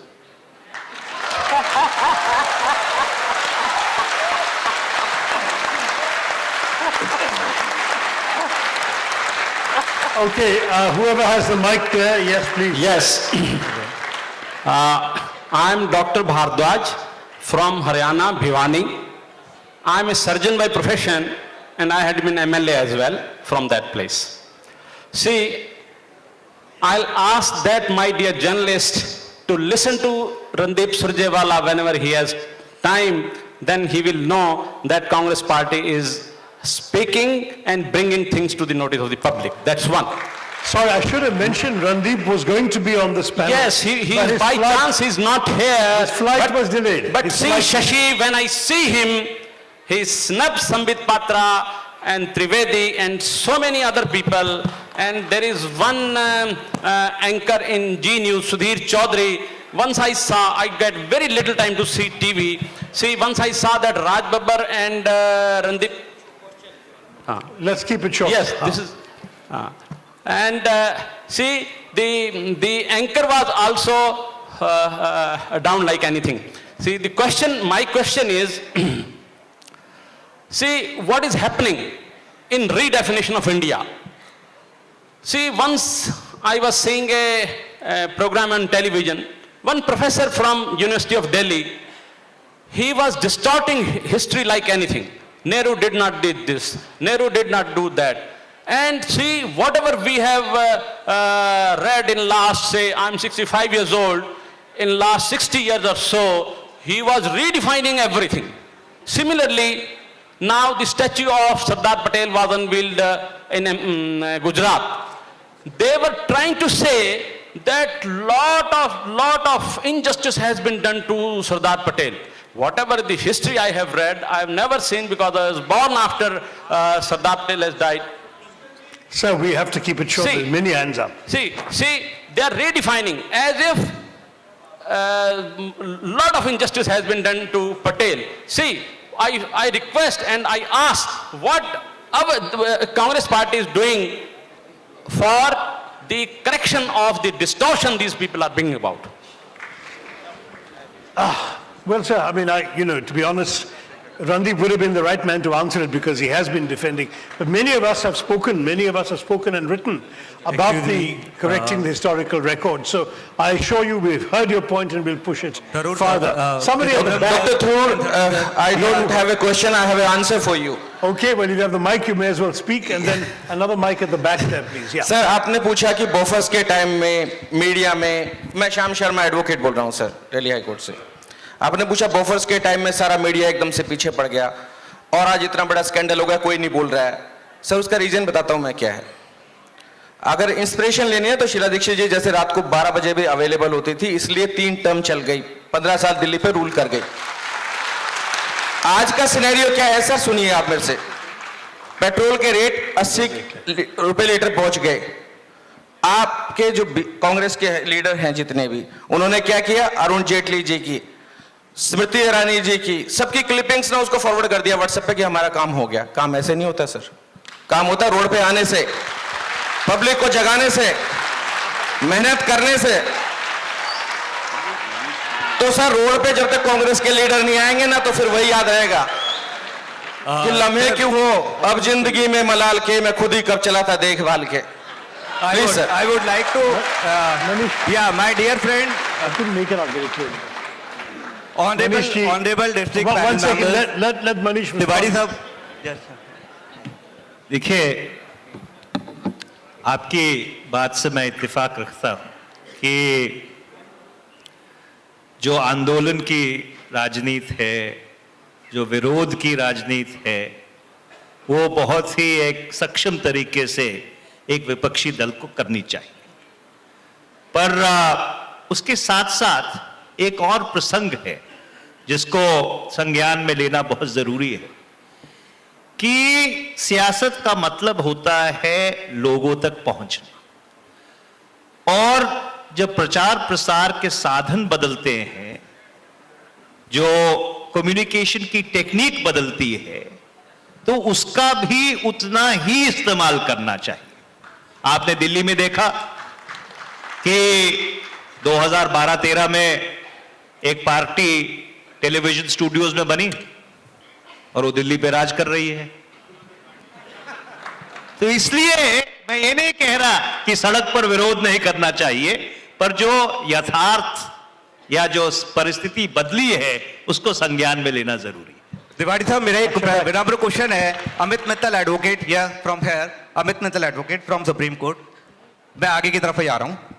एक छोटा सा निवेदन मैं करना चाहूंगा sir. मैं Congress party का बहुत बड़ा समर्थक हूँ और अशोक गहलोत जी व्यक्तिगत रूप से, मैं आपके सामने आ गया हूँ बिल्कुल इधर, अशोक गहलोत जी व्यक्तिगत रूप से मुझे जानते हैं। सीपी जोशी जी मेरे पड़ोसी हैं जयपुर में। मैं एक छोटा सा निवेदन आपसे करना चाहूंगा। आप बहुत महान लोग बैठे हैं। चिदम्बरम साहब से तो मेरी कई बार मुलाकात सुप्रीम कोर्ट में बहुत बार हुई है, सिब्बल साहब से। मेरा छोटा सा निवेदन इतना सा है, Congress party really it is a really great party और देश के लिए वास्तव में बहुत कुछ कर रही है।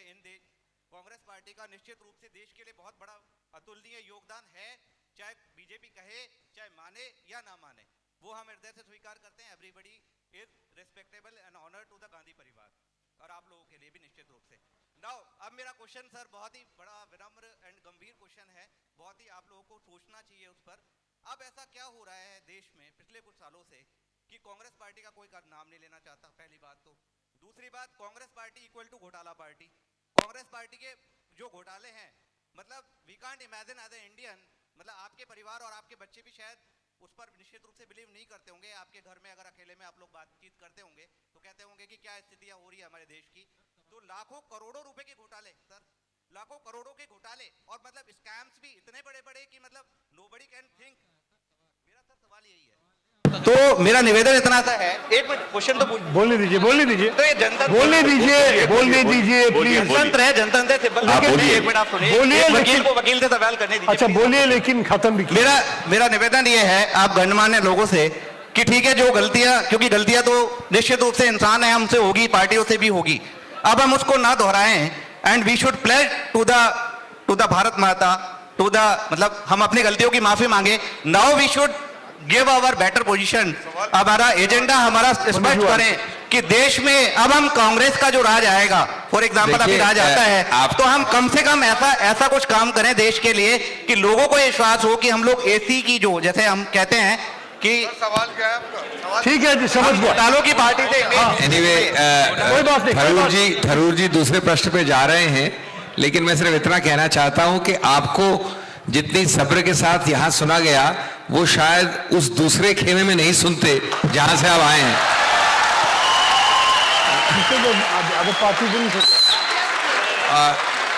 ये तो एक फर्क मालूम पड़ गया आपको दोनों पार्टियों के बीच में, और दूसरा, हमने तो सही या गलत खामियाजा उठाया, जिसको आप कहते हैं, जिनको आरोप लगाया था उस वक्त, कई चीजें जो हमने नहीं की उसके भी आरोप लगाए, हमने खामियाजा उठाया। लेकिन आजकल तो उसमें कोई तहकीकात ही नहीं होती, घोटालों की कोई सूची कम नहीं है।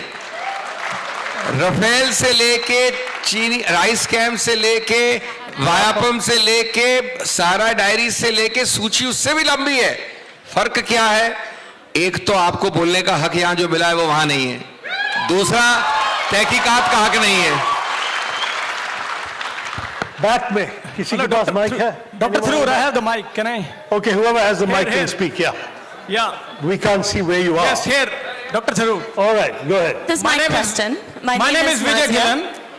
I'm NRI businessman and I'm a poet also. I write poetry and slogan, and I've written Mahila Congress anthem also, which hope Sushmita ji liked it. Sushmita ji, He's I'm the a author of poet your and I've anthem. written your anthem, so hope you liked it. So my question is in poetry, and it is BJP's approach as well as there is a question on this. In this, कैसे लड़ोगे उससे जिसके पीछे पूरा तंत्र है, जात धर्म में बांट के रखना जिसकी जीत का मंत्र है, नर छोड़ो भगवानों तक की जिसने जात बना दी है, भाई भाई है खून का प्यासा जिसने ये नौबत ला दी है, साम दाम और दंड भेद चारों भरसक अपनाता है, गांधी के हत्यारों तक से जिनका गहरा नाता है, तुम लिए तिरंगा फिरते हो उन्हें भगवा लेकर चलना है, बतलाओ ऐसे आलम में कैसे फूलना फलना है। What is Congress strategy? Poet तो यहाँ भी बैठे हैं हमारे पास, कवि है। कविता सुना दी, मैं भी आपको सुना दूं एक। सुनाइए। खुदा के बंदे बदल जा, वक्त खुदा के बंदे संभल जा, वक्त अब भी बदल जा। खुदा के बंदे संभल जा, वक्त है अब भी बदल जा, मत कर एक दूजे से हमला, कुछ ही दिनों का है जुमला। मत कर एक दूजे से हमला, कुछ ही दिनों का जुमला, शहनशाही की आदत भुला के, नफरत के बीज दफना के, इंसान बन के दिखा दे। This is my question. देखिए, we promised you a discussion, you got a mushaira also. My name is Nazia. Okay, whoever has the mic, just speak. My name is Nazia. I'm the Vice President of the AIPC Uttarakhand. My question is in the context of our democracy. Is India being redefined? You did talk about government. You talked about how the RSS is trying to redefine India. You talk about how the BJP is trying to redefine India, but you did not talk about the people. You know, if the BJP is in power today, it's because people voted for the BJP. If 31% did, yeah. If Yogi Adityanath is the chief minister, people did vote for Yogi Adityanath. So when in the whole redefinition of India, what is the role that people of India are playing? Is there a new aspiration? Is there a new type of people in India? And if we're talking about... May I say, it's difficult to blame the people. You said the people voted for Yogi Adityanath. Actually, Yogi Adityanath was not even a candidate in the UP elections. He was imposed from the top by the BJP government. The parliamentary system allows them to do that. 31% of the electorate voted for Mr. Narendra Modi and the BJP. So 69% didn't. How can we blame the Indian people for what they've got? You can blame the system, perhaps, that made it possible. But I'm not sure that's entirely fair. However, the larger thrust of your question, which is surely we need to get the people to be conscious of the wrongs that have been done to them in their name by this government in order to ensure that these wrongs do not continue after the middle of 2019, that message is very clear, and we're all committed to ensuring that the people get the message you want us to give them. Hello. Yes, Hello. go ahead. Hello. Hello. My name is Navodit and I am from AIPC Noida. My question to all you guys is that, I mean, you raised that our institution has been hijacked. every time we party in the opposition always says that our institution has been hijacked by the government in power. Right. Why, as a party now, we are presenting ourselves we are saying that we'll do this much to save our institution. That is what I'm asking. Why our institution, why there is a loophole that our institution is being able to, people are able to hijack it. Okay, who wants to take that on? Why we are not doing enough that our institution, be it... Salman, would you like to handle that? Well, I think... Manu? That's in a sense, the theme today. Rewriting, redefining is hijacking. And I think there are very, very strong safeguards inbuilt into Indian democracy where it's not easy. But while it's not easy to successfully hijack, all of us have to be vigilant to point out the grave and gross attempts to hijack. And we have all, I think, on this panel, pointed out to you so many things. When the Congress speaks up, where individual congressmen suffer and then speak up, these are all attempts to combat it. So I don't think the hijacking is being fully successful. I don't think people are not speaking up. But yes, the tools of power are being misused to achieve it. And to some extent, power means that the power of appointment does achieve it to some extent in institutions, which will take some time to come back to normalcy.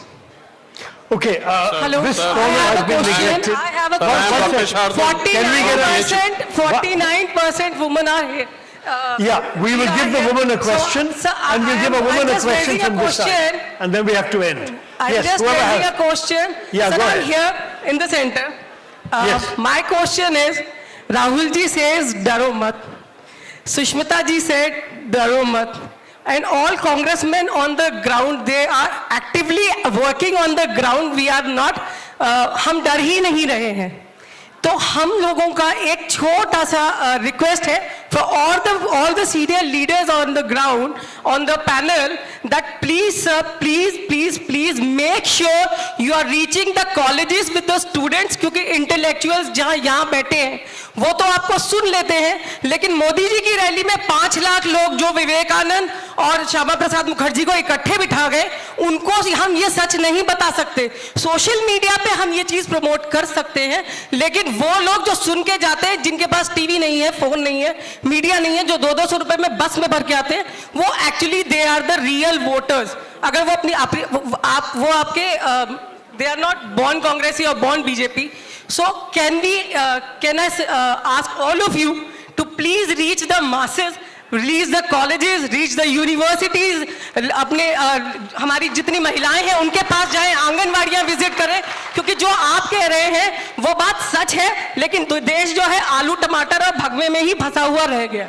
देखिए, 6 of the 7 here have contested Lok Sabha elections, have gone out to the people, have worked with the grassroots, and the other one is one who articulates our ideas very much for the people. But your message is clear. I think nobody here will disagree with you. We need to get that message to the grassroots. आप ठीक ही बोल रही है.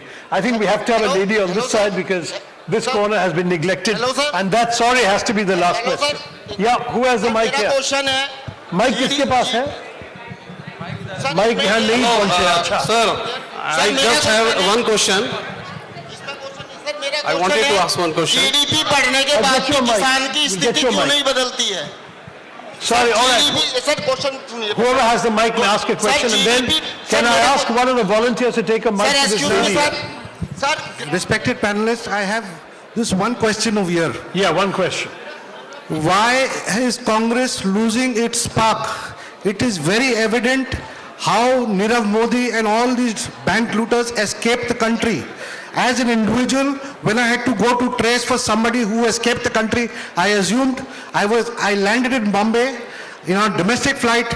I went into immigration on international airport. I went through all the records of there. When I was allowed, how come our government of India is openly saying that we do not know where they are initially, that when these people ran away? Why can't it be done? Push them, make them accountable, just like you say for JPC. That is question number 1. Number 2, yesterday even I tweeted around regarding those 2 guys who were caught in the hotel room with the voting machines. I wrote again to the Prime Minister of there, but I don't find any support, no pressure from Congress. Where is all that spark? Okay, we have a former Home Minister sitting, and let him God bless. crack in it. Thank you. Please, PC.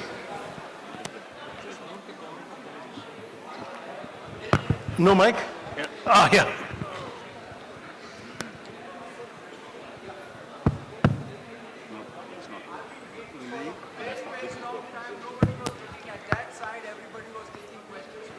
The names you mentioned, You're right. each one of them was allowed to leave the country.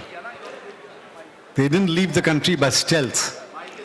Each one of them was allowed to leave the country with the full knowledge of the government. One had got himself photographed with the Prime Minister in Davos and disappeared. One told the Finance Minister he was leaving, took his leave, bid goodbye and left the country. Therefore, there is no stealth in their leaving the country. All this was done with the blessings of the government. These matters can only be investigated by another government. As long as this government is here, how do you expect them to investigate how they left the country? These will be investigated.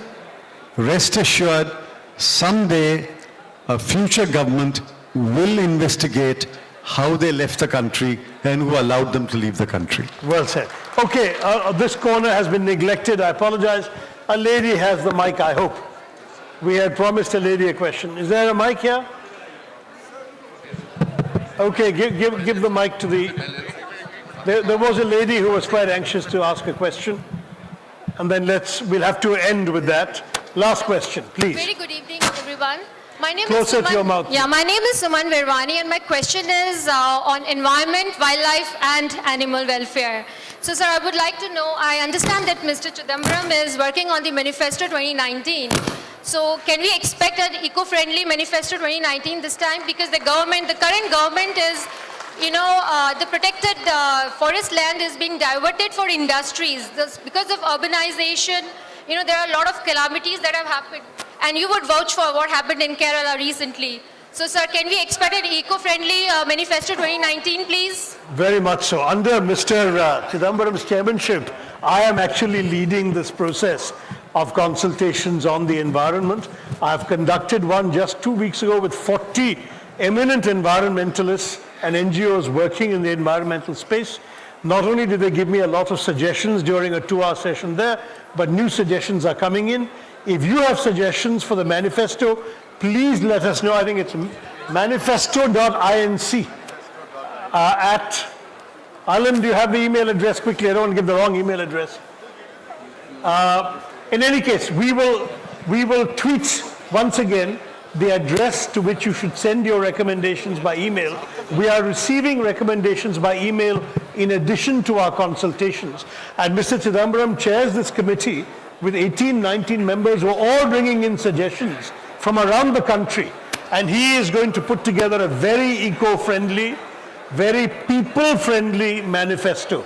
We want this to be a manifesto of the people, for the people, and eventually by the party. Okay, that will be the manifesto of the Congress. Thank you all very much. Thank you very much. And now... Sir, okay. Excuse me, sir. Maaf kijiye, we've taken longer than we were supposed to. We are 15 minutes over time. We have to vacate the premises. Thank you. Thank you all very much. Thank you, panelists. You've been wonderful. Thank you very much. Now I'll request Dr. Yogesh Sadeva for vote of thanks, please. And the national anthem. Yes. Just stand for the vote of thanks. मैं आप सब लोगों से अनुरोध करता हूं, इसके बाद हमारा नेशनल एंथम होने वाला है. आप लोग अपने स्थान ग्रहण कर लीजिए, हॉल छोड़ के मत जाएं. I would like to firstly thank Dr. Shashi Tharoor for a platform such as the AIPC, which has provided the professionals to have a role in the political discourse of the country. A special thanks to the distinguished and accomplished panel for being with us today and sharing their thoughts and views. Special thanks to Dr. Salman Soz, who through his Skype calls has imbibed professionalism into a political setup. A very, very special thanks to Dr. Amita Singh, who tireless energy made us achieve the success we see today in this platform. And she's made a Delhi a fully functional team. Thank you, Dr. Amita Singh, once again. Special thanks to the Delhi team who worked tirelessly to make this a grand success. A very warm thanks to all the audience who have been here and will carry out the ideas out of this hall and across the country. The media who has helped us reach out to the people who could not be present today amongst us. Thank you and Jai Hind. Please stand by for the national anthem.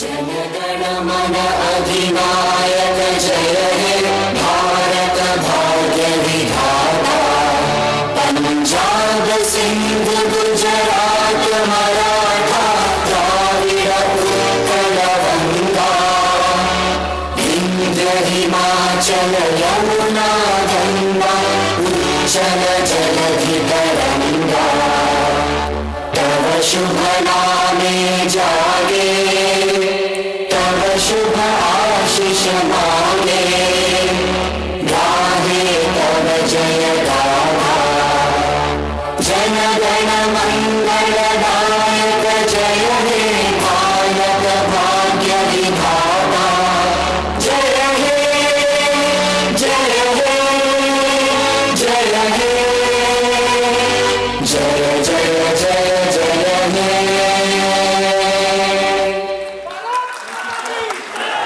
Thank you so much. आप सभी से गुजारिश है कि बाहर निकलते वक्त कृपया व्यवस्था बनाए रखें और आराम से बाहर निकले। Thank you very much. Good night, शब्बा खैर, गॉड ब्लेस यू।